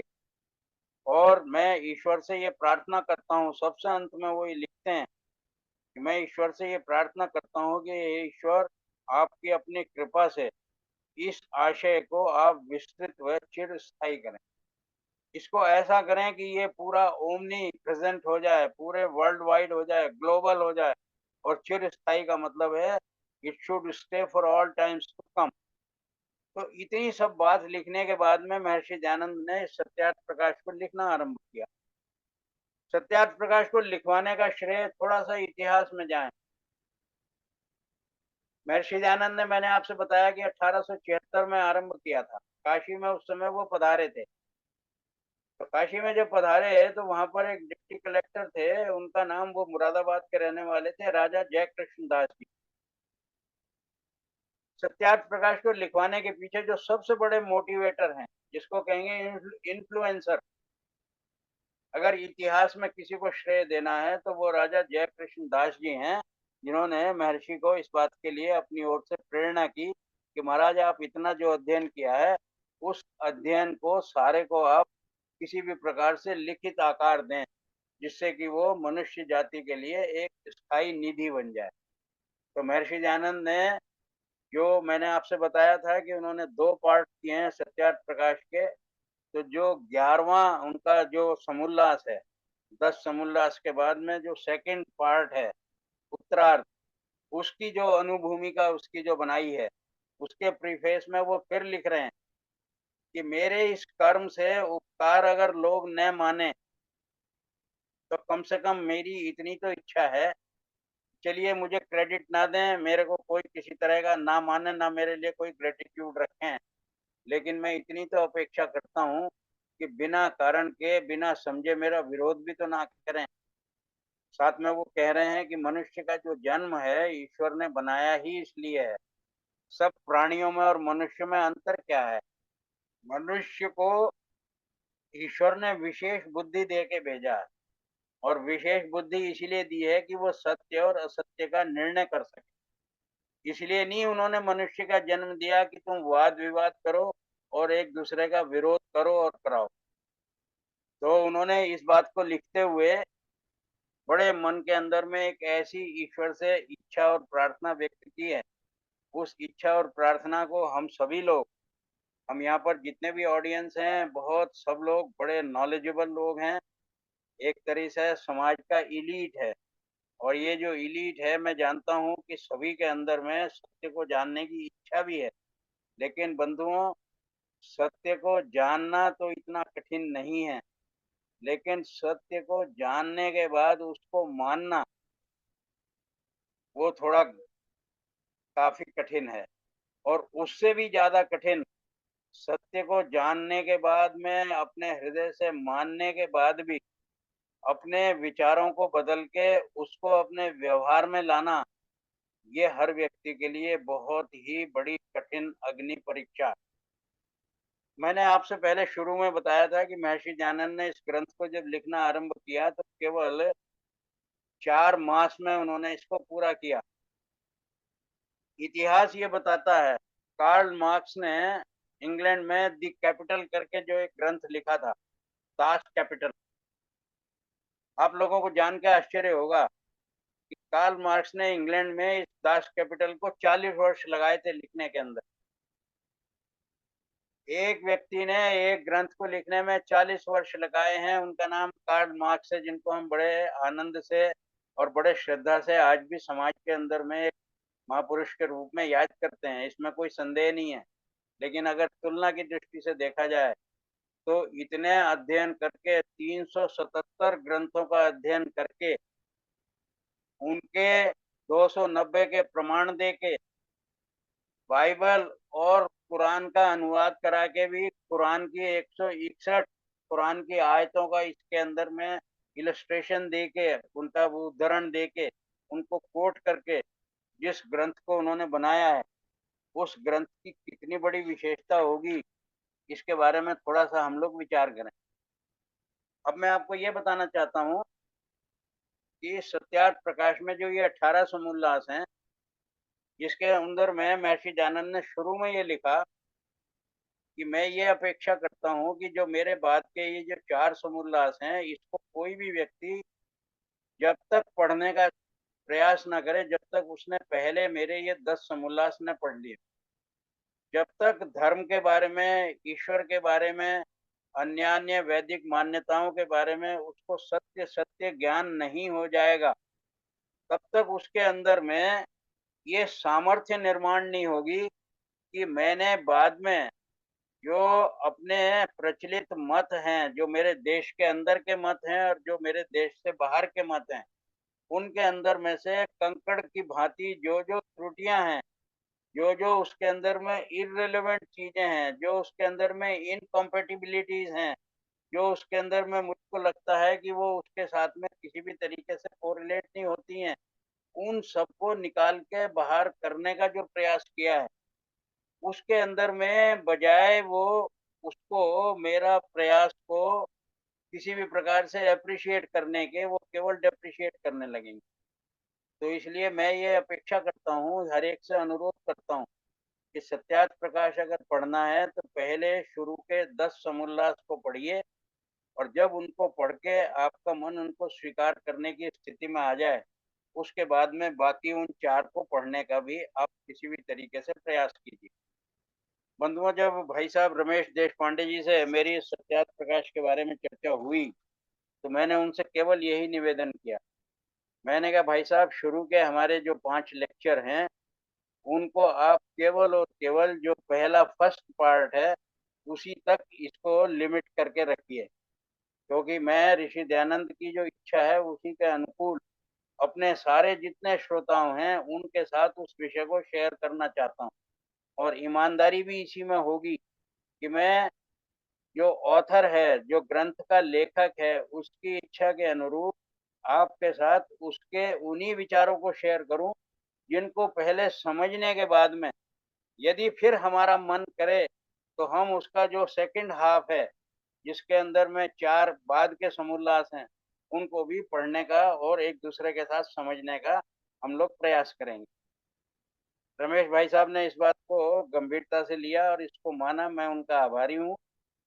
और आज का ये जो हमारा पहला आज लेक्चर है, पहला व्याख्यान है, वो आपको सत्यार्थ प्रकाश के बारे में विशेष रूप से ये सारी जानकारी देने का है। लेकिन इस जानकारी के अंदर में मैं कुछ थोड़ा सा इसको आपको और स्पष्ट कर दूं। शुरू के जो 10 समोल्लास हैं, इस भूमिका के अतिरिक्त इसके अंदर में जिस प्रकार से 10 समोल्लास बनाए हैं, उसको ये कहा जा सकता है कि जैसे गागर में सागर भर दिया। गागर में सागर भर दिया क्या मतलब है? To put an ocean into a picture.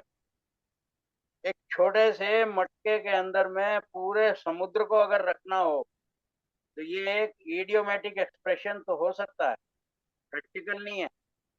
लेकिन जब इंटेलेक्चुअल बात होती है, तो इसकी एक प्रैक्टिकलिटी ये होती है कि जैसे नोहाज आर्क थी। नोहाज आर्क क्या होती है? जो हमारे यहाँ माना जाता है कि जब संसार में प्रलय होता है, तो सारी की सारी जितनी स्पेसीज हैं इस वर्ल्ड के अंदर, उनको दोबारा से रीजनरेट करने के लिए एक ईश्वर ने एक ऐसी व्यवस्था की हुई है कि उसने एक नोहा को निकाला है अपनी एक बड़ा शिप लेके, कि सारी स्पेसीज के जो सीड्स हैं, उसके बीज हैं, उनको किसी तरीके से इसमें कंजर्व करो और प्रिजर्व करो, जिससे जब दोबारा सृष्टि बने तो फिर ये सारे की सारी चीजें इनकी सीडिंग होके वो दोबारा से रीजनरेट हो जाए।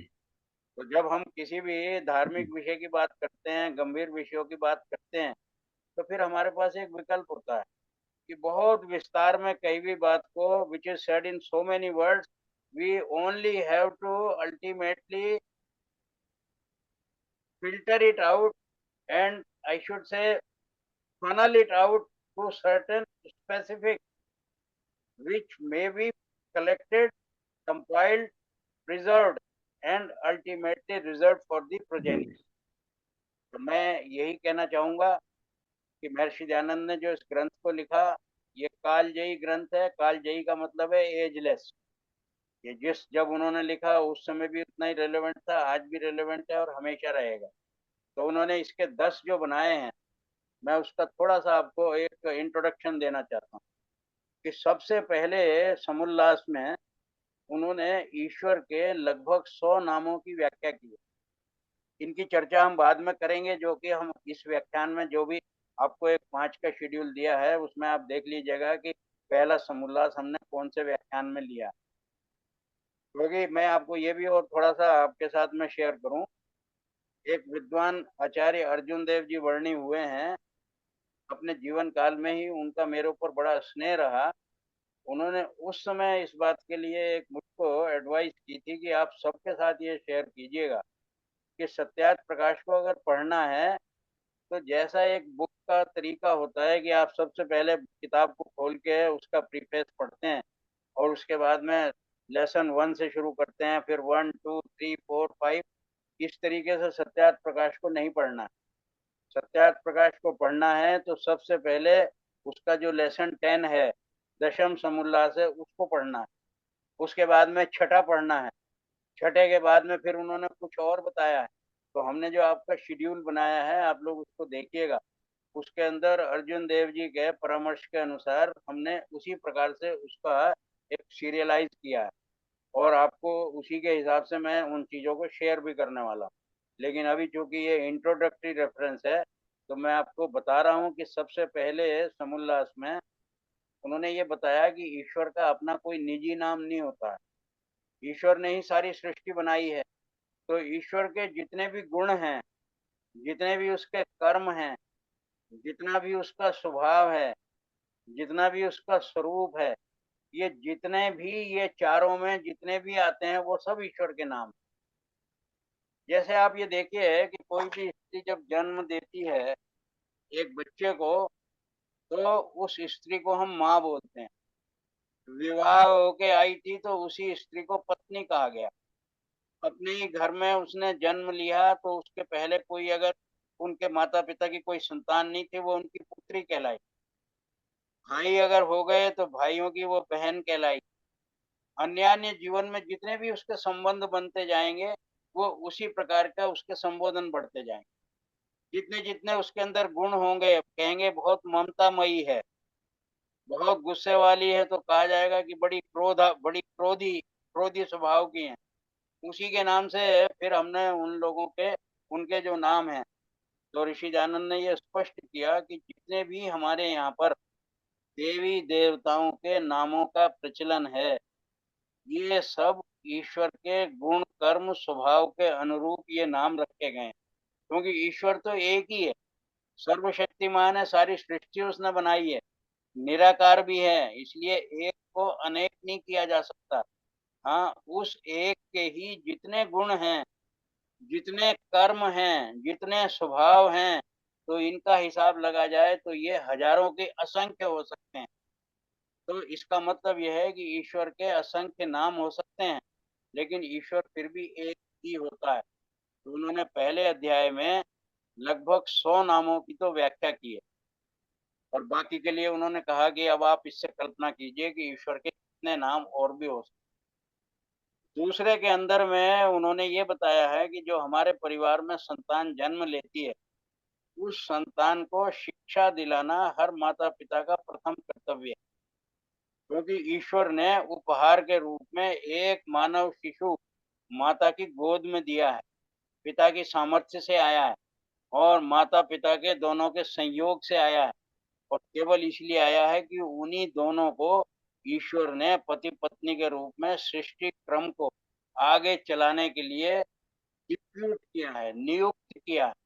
तो जो ऐसी ईश्वर की व्यवस्था से मनुष्य रूप में कोई भी जन्म लेता है, तो उस संतान को उन्होंने कहा कि संतान का मतलब है सम्यक रूप से हमारा वितान, मतलब यह है कि extension of my body, extension of our bodies.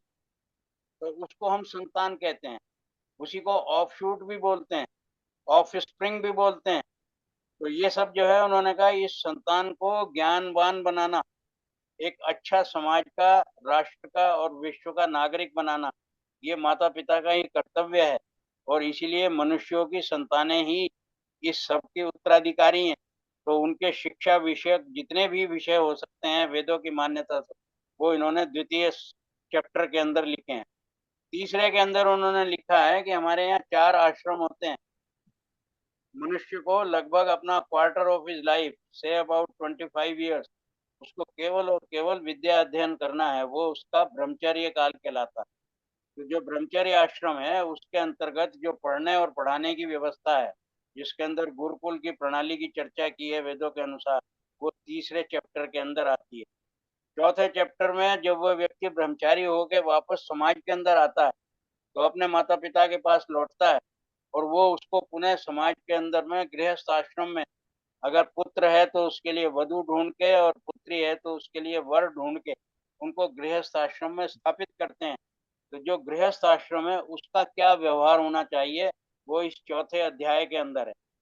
फिर इसी के जो हमारे बाद के आश्रम हैं, जब व्यक्ति की सारी जीवन की लगभग पारिवारिक आवश्यकताएं पूरी हो जाएं, तो लगभग उसकी आयु 50 वर्ष के करीब हो गई, तो 2 क्वार्टर हो गए, तो फिर उसकी वो वानप्रस्थ की अवस्था होती है।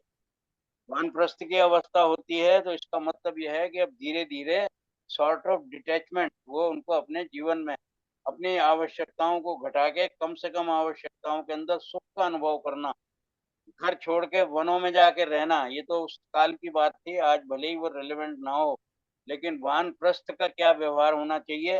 और उसके बाद में जो फोर्थ क्वार्टर ऑफ लाइफ है, जिसको हम संन्यास आश्रम बोलते हैं, इस वानप्रस्थ और संन्यास की जो व्यवहार विधि है वेदों के अनुसार, वो 5वें चैप्टर के अंदर बताई गई। छठे के अंदर में बताया गया है किसी भी राज्य के अंदर में जो शासन व्यवस्था है, अगर राजतंत्र है तो राजा का क्या धर्म है, और प्रजातंत्र है तो प्रजा ने जिस व्यक्ति को अपना राजा नियुक्त किया है, जिसको आज हम प्रधानमंत्री या राष्ट्रपति के रूप में जानते हैं, उनका भी राज करने के लिए धर्म क्या होना चाहिए, और उस राजधर्म के अनुसार ही उस राष्ट्र की राजनीति होनी चाहिए। तो ये जो राजधर्म और दंड विधान, इस सब की जो व्यवस्था है, ये छठे चैप्टर के अंदर है। 7वें चैप्टर में ईश्वर का अपना क्या स्वरूप है, जिसके लिए उन्होंने पहले में उनके नाम की बात की, तो अब उन्होंने उसके स्वरूप की बात की। ईश्वर का सत्य स्वरूप कैसे हो सकता है। स्वरूप का मतलब यह है कि जो निराकार है उसको इन आंखों से तो आप देख नहीं सकते, और आंखों से नहीं देख सकते तो फिर कैसे करेंगे, उसके लिए आपको उसका आभास करना होगा। और आभास करना होगा तो सीधे सीधे आप उसकी पूजा नहीं कर सकते, उसकी उपासना कर सकते हैं। उपासना का अर्थ है उसके निकट बैठने का, अपने मन के अंदर एक भाव उत्पन्न कर सकते हैं। तो ये जो सब ज्ञान है, ये ईश्वर ने वेदों के माध्यम से दिया। तो 7वें समुल्लास में ये बताया गया है कि ईश्वर का स्वरूप क्या हो सकता है, और उसका जो दिया हुआ ज्ञान है वो वेद है, उसके बारे में कुछ थोड़े से उसमें वो दिए हैं प्रमाण की, इसलिए हम ऐसा क्यों माने। फिर 8वें में उसने बताया कि सृष्टि की उत्पत्ति कैसे हुई, जैसा मैंने शुरू में आपको बताया। फिर उन्होंने बताया कि सृष्टि के अंदर में सृष्टि की उत्पत्ति भी होती है, इसकी स्थिति भी होती है, और प्रलय भी होता है। और जब प्रलय होता है तो वो फिर दूसरा एक मतवंतर होता है। प्रलय का अर्थ क्या होता है कि जिन तत्वों से, जिन कारणों से किसी भी चीज को, पदार्थ को बनाया जाए, उन्हीं सभी तत्वों का अपने कारण में पुनः अगर विलय हो जाए तो वो प्रलय होता है। हर तत्व का अपने कारण में पुनः लय होना प्रलय होता है। जैसे हम किसी भी व्यक्ति का देखते हैं, जब उसका जीवन समाप्त होता है तो एक प्रकार से जब उसका ये देह निर्जीव हो जाती है, तो हमारी जो भारतीय संस्कृति है वो उसके अंत्येष्टि का विधान करती है। ये अंत्येष्टि का विधान किस लिए है कि 5 तत्वों से बनाया हुआ ये जो शरीर है, अब चूंकि निर्जीव हो गया, अब इसका कोई हेतु और उपयोग नहीं रह गया, आत्मा इसमें अब निवास नहीं करती है, तो इसके लिए क्या करना है कि 5 तत्वों से ये बना था, इसको वापस उसके 5 तत्वों में भेज दिया जाए। तो एक प्रकार से क्या करते हैं, हम उसको डिसमेंटल करते हैं, and we dismantle it in a way that we consigned all the 5 elements to their original depot. तो पांचों तत्वों को वापस उन्हीं के मूल तत्व के अंदर भेज देना, ये अपने कारण में लय करना, ये भी एक प्रकार का प्रलय है। तो मान लीजिए कि हम उस प्रलय की कब प्रतीक्षा करेंगे। हमारे जीवन में रोज ये जब अंत्येष्टि कर्म देखते हैं तो ये प्रलय का सामने, हमारे सामने एक स्पष्ट प्रदर्शन होता है। एक व्यक्ति का शरीर जो है वो प्रलय के अधीन होकर अपने अपने कारण में लय होता जाता है। उसकी चर्चा जो है वो 8वें समुल्लास में है। 9वें समुल्लास में उन्होंने ये बताया कि मनुष्य जो है जब जीवन काल में आता है अपने जीवन में, तो वो बंधनों में बंधता है। बंधनों में बंधने का मतलब यह है कि पहले वो माता के गर्भ में बंधन में आया, बाद में जब वो आया तो परिवार का पुत्र बन के या पुत्री बन के वो परिवार के बंधन में आ गया। धीरे धीरे वो समाज के बंधन में आएगा, फिर वो धीरे धीरे देश देश की दायित्वों के बंधन में आएगा, और अगर विश्व नागरिक की कल्पना करें तो वो फिर उस प्रकार के धर्म के बंधन में आएगा। तो बंधन क्या है और उससे मोक्ष क्या है। मोक्ष का मतलब है लिबरेशन। तो उन्होंने बंधन और मोक्ष की जो वैदिक व्याख्या है वो 9वें अध्याय में की है। और 10वां अध्याय जिसकी मैंने आपसे चर्चा की, सबसे ज्यादा इंटरेस्टिंग अगर कोई है इस सत्यार्थ प्रकाश में, इसीलिए मैंने आपसे कहा था कि सबसे पहले हम 10वें अध्याय की ही चर्चा करने वाले हैं। इसके अंदर मनुष्य के आचार क्या होना चाहिए, मनुष्य का व्यवहार क्या होना चाहिए, मनुष्य का आहार क्या होना चाहिए। तो मेरा आहार, आचार और व्यवहार वैदिक मान्यताओं के अनुसार क्या होना चाहिए। उसकी चर्चा 10वें अध्याय में। तो इस प्रकार से पहले से लेके 10वें तक का मैंने आपको एक इंट्रोडक्शन दिया है। धीरे धीरे हम इन सबको एक एक करके कवर करेंगे। और इतना और स्पष्ट कर दूं कि जो बाद के जो 11 से 14 तक है, उसके अंदर में जो 11वां जो अध्याय है, उसके अंदर हमारे इसी देश के अंदर आर्यावर्त में जितने आस्तिक मत हैं, मैंने आपसे बताया था कि हमारे यहाँ 2 नास्तिक मत हैं, बौद्ध और जैन। उनकी चर्चा उन्होंने 12वें समुल्लास में की है। और 11वें समुल्लास में अन्य जितने भी आस्तिक हमारे यहाँ मत हैं, उन सारे मतों की थोड़ी-थोड़ी चर्चा 11वें के अंदर की है और ये बताने का प्रयास किया कि इनमें ये चीज़ें लगती हैं कि ये रिलेवेंट नहीं है, ये कंपैटिबल नहीं है। इसलिए इनके ऊपर में इन मत के लोगों को पुनर्विचार करना चाहिए कि क्या ये सत्य हो सकता है? और अगर लगता है कि ये सत्य नहीं है, तो फिर असत्य को छोड़ना, ये अपने आप में एक बड़ा महत्वपूर्ण कर्तव्य मनुष्यों का बनता है। और उन्होंने फिर बाद में जो 2 हैं, उसके अंदर 13वां उसमें ईसाई मत की समीक्षा है, रिव्यू ऑफ क्रिश्चियनिटी। और 14th जो लास्ट है, उसमें इस्लाम मत की समीक्षा। सबसे अंत में जो मैंने आपसे बताया, एक उसमें वो है अपेंडिक्स। उस अपेंडिक्स में उन्होंने 51 डेफिनिशंस दी हैं। 51 डेफिनिशंस उन शब्दों की दी हैं जिन शब्दों को लगभग हम बोलते तो रोज हैं।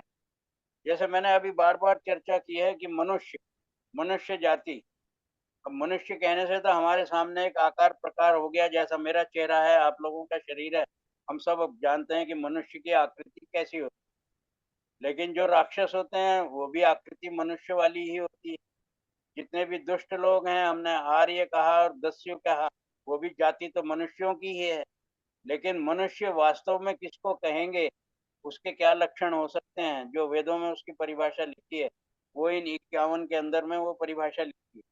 तो उन्होंने भी उसकी जो भूमिका लिखी है, उसका नाम उन्होंने लिखा है स्व मंतव्य प्रकाश। इसका मैं थोड़ा-सा स्पष्टीकरण आपके जानकारी के लिए कर दूँ। उन्होंने ये लिखा है कि मैं अपना मंतव्य, मंतव्य का मतलब है जो मत मैं मानता हूँ, जिसको मैंने अपने मन से मान लिया है, वो मेरा मंतव्य कहलाता है। मैं अपना मंतव्य उसी को जानता हूँ जो 3 काल में सबको एक सा मानने योग्य। देखिए, बड़ी महत्वपूर्ण बात महर्षि दयानंद लिख रहे हैं कि मेरा अपना कोई नया मत नहीं है।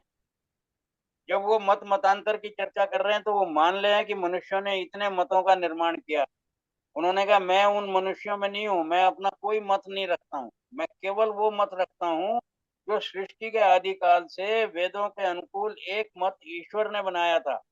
और वो उस काल में भी मानने योग्य था, मध्यकाल में भी मानने योग्य था और आज भी, मतलब तीनों काल में जो सबको एक जैसा मानने योग्य है, वही मेरा मत है। मेरा कोई नवीन कल्पना या मतांतर चलाने का लेश मात्र भी अभिप्राय नहीं है। किंतु जो सत्य है, उसको मानना और मनवाना। अब देखिए, यहाँ पे दृढ़ता है। मतलब ऋषि दयानंद केवल कॉन्टेम्पलेट ही नहीं कर रहे हैं, he is pushing all his might behind it. वो एक प्रकार से ये पूरी अपना डिटर्मिनेशन बता रहे हैं कि मैं केवल लिखने पढ़ने वाला विद्वान नहीं हूँ। मैं तो इस देश के अंदर में मेरे शरीर में सामर्थ्य रही, तो लोगों को सत्य का ज्ञान कराने की ही इच्छा और दृढ़ संकल्प भी रखता हूँ। और कब होगा ये? जब किसी को आपको कोई सत्य बात बतानी होगी, तो पहले असत्य बात को छुड़वाने के लिए तो प्रयास करना होगा ना। अगर मान लीजिए आप किसी भी बात को ऐसी कह रहे हैं, मेरे से बात आपकी 1 टू 1 हो रही है और मुझको कोई एक बात लगे कि भाई साहब ये बात जो कह रहे हैं, वो बात ज़रा उचित नहीं लग रही, तो मैं बड़ी विनम्रता से आयु का ध्यान रखते हुए शिष्टाचार में भाई साहब से कहूँगा, रमेश भाई साहब, आपकी जो ये बात है, मुझे ज़रा-सा थोड़ी-सी ज़रा ठीक नहीं लग रही। अगर आप मुझे अनुमति दें, तो मैं ज़रा आपके सामने बताऊँ कि इसमें सत्य क्या हो सकता है। जरूर अगर जी। वो मुझे अनुमति देंगे, तो मैं उनको ये बताने का प्रयास करूँगा कि भाई साहब, आपने जो ये बात कही, इस पे थोड़ा-सा पुनर्विचार कीजिए। एक बार इसको रिकंसिडर कीजिए कि जो मैं ये बताना चाह रहा हूँ, क्या ये सत्य है या जो आपने मुझे अभी बताया वो सत्य हो सकता है। तो मैं ये अपेक्षा करूंगा कि रमेश भाई साहब मेरी उस बात को ध्यान से सुनेंगे और सुनने के बाद वो उस पर विचार करेंगे। विचार करने के बाद में उन्हें अगर मेरी बात में सत्यता लगेगी तो फिर कम से कम इतनी तो ये निभाएंगे सदाचारिता कि वो कहेंगे कि अच्छा भाई मुझे आपकी बात समझ में आ गई और बहुत सोच के मैंने ये किया कि मैं अपना विचार अब बदल देता हूँ। किसी कारण से उनको ये लगेगा कि नहीं मुझे ये बात समझ में नहीं आ रही, तो ये फिर उनका अधिकार बनता है और मेरा कर्तव्य बनता है कि मुझसे वो कहें कि नहीं इस विषय के ऊपर में दोबारा चर्चा करेंगे। तो जब हम दोबारा किसी भी शास्त्र के विषय में चर्चा करते हैं बंधुओं, तो उसको शास्त्रार्थ कहा जाता है। शास्त्रों के अर्थ के लिए जब हम आपस में एक दूसरे के साथ में विचार विमर्श करते हैं तो उसको शास्त्रार्थ कहा जाता है। वो एक हेल्दी डिस्कशन होता है। लेकिन अगर जानने की इच्छा से विचार विमर्श नहीं होता फिर वो वाद विवाद होने लगता है, तो फिर वो शास्त्रार्थ नहीं होता, फिर वो युद्ध होता है और महाभारत की संज्ञा लेता है। तो ऋषि दयानंद क्या कह रहे हैं कि मेरे को अभिप्राय केवल यह है कि मेरा अपना कोई मत नहीं है, लेकिन जो सत्य सनातन मत है उसको मानना और मनवाना और जो असत्य है उसको छोड़ना और छुड़वाना ये मुझको अभीष्ट है। यदि मैं पक्षपात करता तो आर्यावर्त में प्रचारित मतों में से किसी एक मत का आग्रही होता।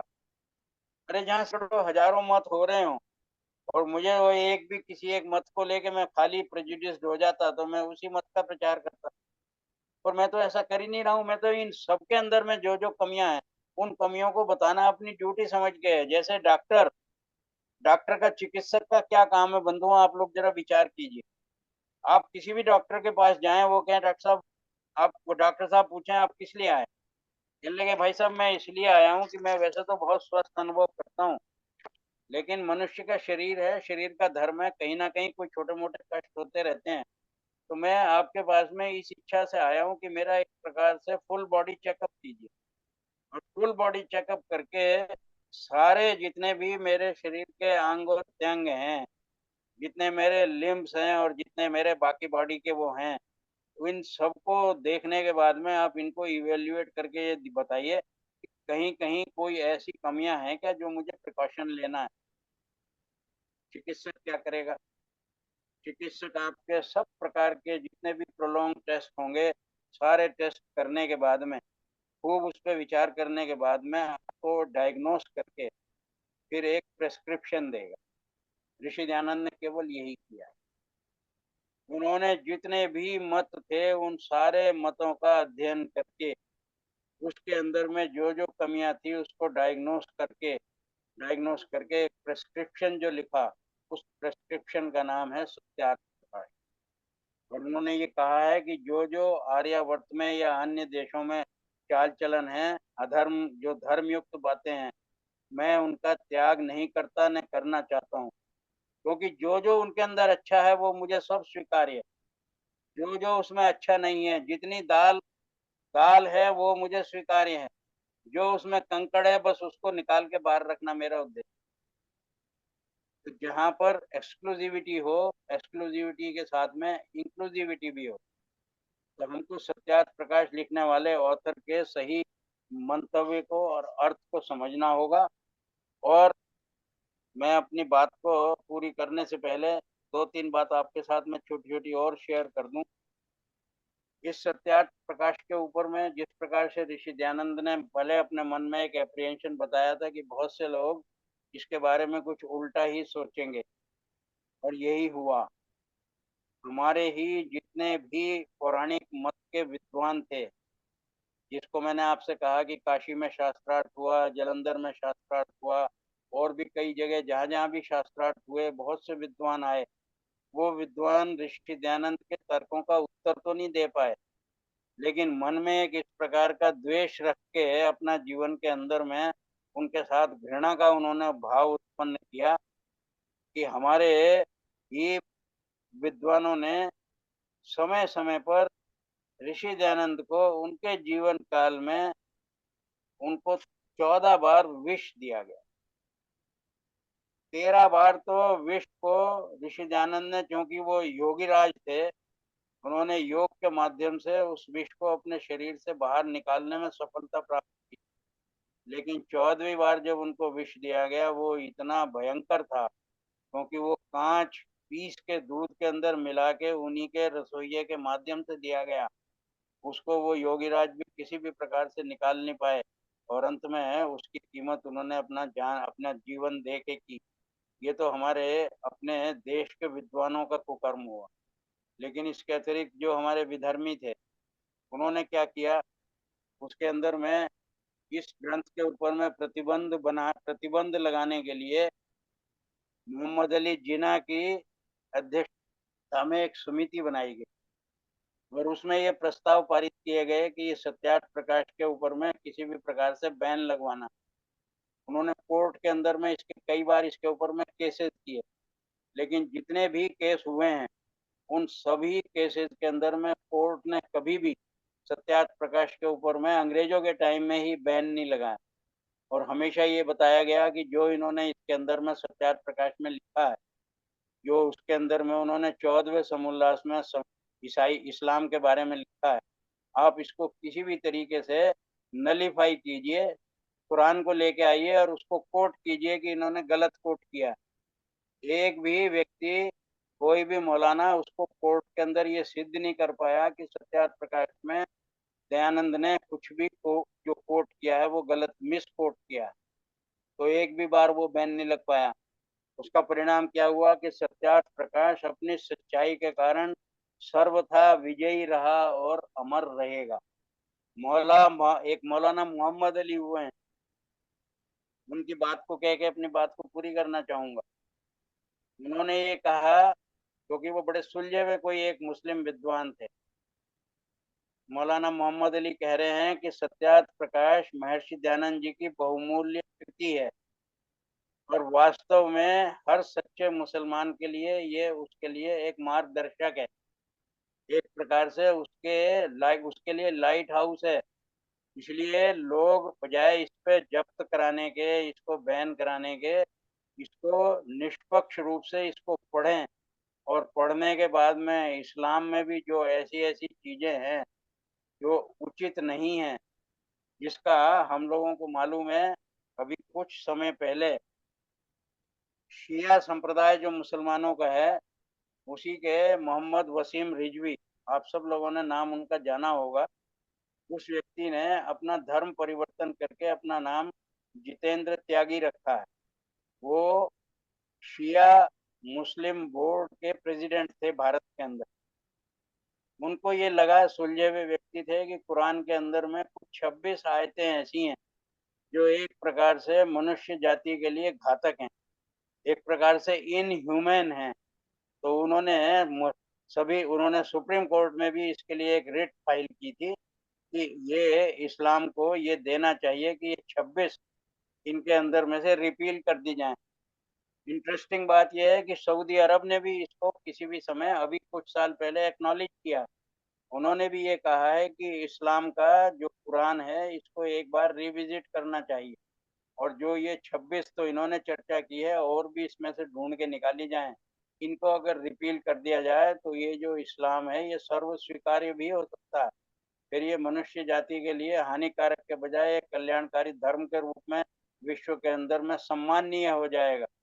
तो आज की जो परिस्थिति है कि वो एक प्रकार से एक टेरर का वो बन गया है सिनोनिम, तो ये स्थिति ना रहेगी। तो जो बात मौलाना मोहम्मद अली ने कही, आज वो इको हो रही है। इको होके वो सऊदी अरब भी उसको पार्शली मान रहा है और शिया बोर्ड के प्रेसिडेंट ने स्वयं इसी के ऊपर में धर्म ही छोड़ दिया। तो उसके लिए भी उन्होंने इसको कहा है। मैं आज अपने इस विषय को समाप्त करते हुए आप लोगों को ये बताना चाहता हूँ कि स्वामी श्रद्धानंद ने तो जो कुछ भी कहा सत्यार्थ प्रकाश के बारे में, वो कोई विशेष बात नहीं है, क्योंकि वो उन्हीं के अनुयायी थे। लाला लाजपत राय ने भी इसकी प्रशंसा की। गुरुदत्त विद्यार्थी एक बहुत बड़े विद्वान थे, उन्होंने तो लगभग इसको 18 बार पढ़ा। विनायक दामोदर सावरकर, उन्होंने इसके बारे में बहुत कुछ लिखा है, मैं इसलिए वो विस्तार में नहीं बता रहा हूँ। डॉक्टर श्यामा प्रसाद मुखर्जी ने इसके बारे में लिखा। श्री CS गंगा अय्यर थे, उन्होंने इसके बारे में लिखा। एक टीवी शेषगिरी अय्यर थे जो पुराने पूर्व न्यायाधीश थे मद्रास के, उन्होंने इसके बारे में लिखा है। सरदार भगत सिंह ने लिखा, राम प्रसाद बिस्मिल ने लिखा कि सत्यार्थ प्रकाश ने ही मुझे क्रांतिकारी बनाया। और एक प्रसिद्ध सेठ युगल किशोर जी बिरला, उन्होंने भी ये कहा कि सच्चा जो सनातन धर्म है उसका संदेश हमको इस सत्यार्थ प्रकाश के अध्ययन से मिलता है। और बंधुओं, केवल अंत में एक ही निवेदन करूंगा कि हम ये जानते हैं कि 24 घंटे के अंदर में कुछ घंटे का दिन होता है, कुछ घंटे की रात्रि होती है। दिन उसको कहते हैं जब सूर्य का उदय होता है। जैसे जैसे सूर्य का उदय होता है तो सूर्य का प्रकाश चारों ओर फैलता जाता है, और जब वो फैलता जाता है तो क्या होता है, जो अंधकार जिसको हम रात्रि कहते हैं, वो धीरे धीरे वो रात्रि समाप्त होने लगती है। तो जैसे जैसे सूर्योदय होता है, प्रकाश होता है सूर्य का, तो अंधकार का भी अभाव होने लगता है। उसी प्रकार से रात्रि को जब सूर्य अस्त होता है तो फिर प्रकाश का अभाव होके अंधकार का प्रभाव होने लगता है। तो इसका अर्थ क्या हुआ? हमारे यहाँ पर कहा जाता है कि सूर्य ने कभी रात्रि को नहीं देखा है, क्योंकि सूर्य ने रात्रि को कभी देखा ही नहीं। जब सूर्य आते हैं तो रात्रि स्वयं अपना बिस्तरा बोंदिया बांध के चली जाती है। सत्यार्थ प्रकाश इसी प्रकार का एक सामान्य ग्रंथ नहीं है, ये एक प्रकार का आंदोलन है।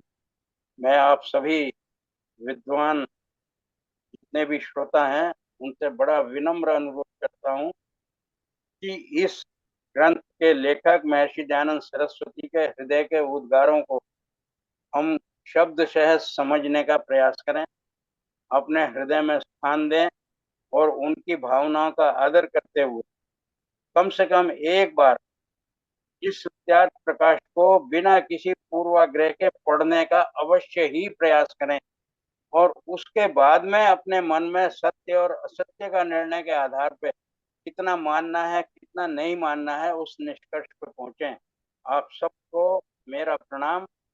आपने बड़े धैर्य से मुझको सुना, इसके लिए मैं आप सबका अभिनंदन करता हूँ, आप सबका आभार प्रकट करता हूँ। प्रणाम।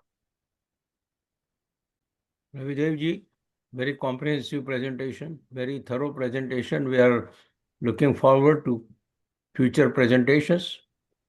You are really telling, Satyartha Prakash, through you is really telling us what Sanatan Dharma about is, what God is what God is about, what Hindutva is about, and all these topics cannot be more relevant than they are today and for future. So I think this series will go a long way, in giving this message, and we all should together consider how to disseminate these messages to the rest of the world. So we should strategize this whole work and see how to take it forward. Excellent presentation. If anybody has immediate questions, please ask them. And if you want to reserve questions for future sessions, please do that. So let us keep next 10 minutes for anybody who has questions, and Dr. Ravidev Gupta ji will please respond. Yeah, thank you. So any In fact, questions? in this context, Ramesh ji, I would like to make a submission, Okay. because questions at this stage probably doesn't hold ground, Yeah. because it requires time for elucidation also. Yeah. So I would request any of the audience, Yeah. if he has any sort of query, doubt or question, Mm. please send me a message Yeah. directly on email or WhatsApp, Yeah. and it will be dealt with the required care, Yeah. and he will get a plausible answer. Nice. So That should I be would nice. certainly invite such sort of any query, Yeah. because I wish that whosoever listens to our discourses must go out with a very clear mind and clear vision. Yeah. Otherwise, nothing has any value. Very good. So maybe we should close this session today, and please attend future sessions till the end. Come up with your doubts, questions, clarifications, and all that. Yeah. Ramesh ji, एक चीज तो मैं चाहता हूँ हाँ जी. कि एक दो लोग कम से कम अपना कुछ फीडबैक जरूर दें, प्लीज. अच्छा. Okay, we'll wait then. Yeah. Anybody has to talk, please. हाँ, anybody, please. I am very much delighted. I am very lucky to attend this lecture. I am 74 years old. My father used to read this book. That's why today I attended. Very good. Very good. Yeah. Yes, Anybody I else? just wanted to add. I just wanted to add, Dr. Mr. Ravidev ji, thank you for this. बहुत detail था और हम लोग I think it's just an coincidence कि आर्य समाज से और आपसे लगभग एक टाइम पे जुड़े हैं। तो हम यहाँ पे लोकल न्यू जर्सी में आर्य समाज से इसलिए जुड़े कि यहाँ पे बच्चों के लिए डांस क्लासेस, म्यूजिक क्लासेस, लेकिन वहाँ जाके जब हर संडे हवन वगैरह में अच्छा लगने लगा। 1983 से डॉक्टर गांधी आर्य समाज को प्रमोट कर रहे हैं न्यू जर्सी में and consistently one of the few people doing it in new Jersey. और यहाँ पे आप लोग जो यहाँ यूएस में हैं, आप लोग कभी भी आ सकते हैं। हर संडे आर्य समाज का हवन होता है यहाँ 10:30 AM पार्क रिज में है building. We have our own temple in for Arya Samaj, so you are invited any Sunday 10:30 to 11:30 for havan and 11:30 उसके बाद टॉक होती है। Nene is a student of religion and culture. You want to comment? Was a very How do you find this theme, and how do we how it is planned, and whether any ideas you have? Yes.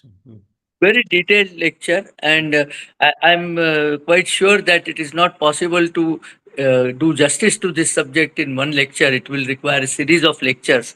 Yeah. But Ravi Devji have given a complete panorama of what is existing in Satyartha Prakash. And what surprises me is one single person in 1875 has managed to collect so much evidence and so much information. It is needs to be disseminated more and more so that Sanatan Dharma can have a better and better acceptance across the world. Yeah. And this is the way of doing. And the people will understand what Hindutva is really about. Thank you very much. Yeah. I also just want to share few words. Sure, Sujit. And I know personally Shri Ravi Dev Gupta ji. He is our actually key speaker in the webinars that is held by the Rashtriya Adhyaksh Shri Anil Kumar ji in Arya Yuvak Parishad. So I am actually very lover of to listen to him all his lectures, and particularly today this simple one session of 90 minutes. That is not sufficient that I should raise the wide question about Maharshi Dayanand Saraswati that I am having in my mind to ask him. But next time I will actually have the chance. That is very important. Very, very important question which I need the reply to be given by Ravi Dev Gupta ji regarding Maharshi Dayanand Saraswati and his tall personality and the very tragic end which he met because of opponents by that time. And still the people actually do not understand his, you see, this giant personality, that what he spoke and what we actually should hold in our life, routine life, so that we actually shine ourselves. One thing I do appreciate that today we have an elite gathering. Yeah. And the people who really are interested in the subject are here. Yeah. I feel I am more than rewarded. Yeah. No, thank you so much, Ravi Devji. It's been an excellent presentation. It's just a beginning. We have to go deep into the subject. So look forward to the next subject. धन्यवाद sir, आपको बहुत अच्छा लगा। मेरे को तो ये पता लगा कि मतलब इसमें हम कहाँ से शुरू करें सत्यार्थ प्रकाश पढ़ना। 10वें समोल्लास से, नहीं तो हम सोते पहले को पढ़ के हमें समझ ही नहीं आता कि हम मतलब कि कैसे करें। तो ये अब बहुत आपको जब नेक्स्ट सुनेंगे आपको 10वां वाला इतना समझ में आ जाएगा कि आप औरों को समझा पाएंगे। अरे धन्यवाद, धन्यवाद सर। मेरे को तो यही सुन के बहुत ही अच्छा लगा। तो आपको बहुत दिल से धन्यवाद, हार्दिक धन्यवाद sir. So I think with this note, we should conclude this session. Dr. हाँ, Ravi, please. thank you so much once again and look forward to the next presentation. इसको thank खत्म you. करेंगे शांति पाठ से। अच्छा, okay, please. कोई बोलेगा हम में से जो लोग सुन रहे हैं? ओम द्यौ शांतिरंतरिषग्वं शांतिः पृथिवी शांतिरापः शांतिरोषधयः शांतिः वनस्पतयः शांति विश्वे देवाः शांति ब्रह्म शांतिः सर्वं शान्तिः शान्तिरेव शान्तिः सा मा शान्तिरेधि। ॐ शांति शांति शान्तिः शांति। शान्तिः शान्तिः।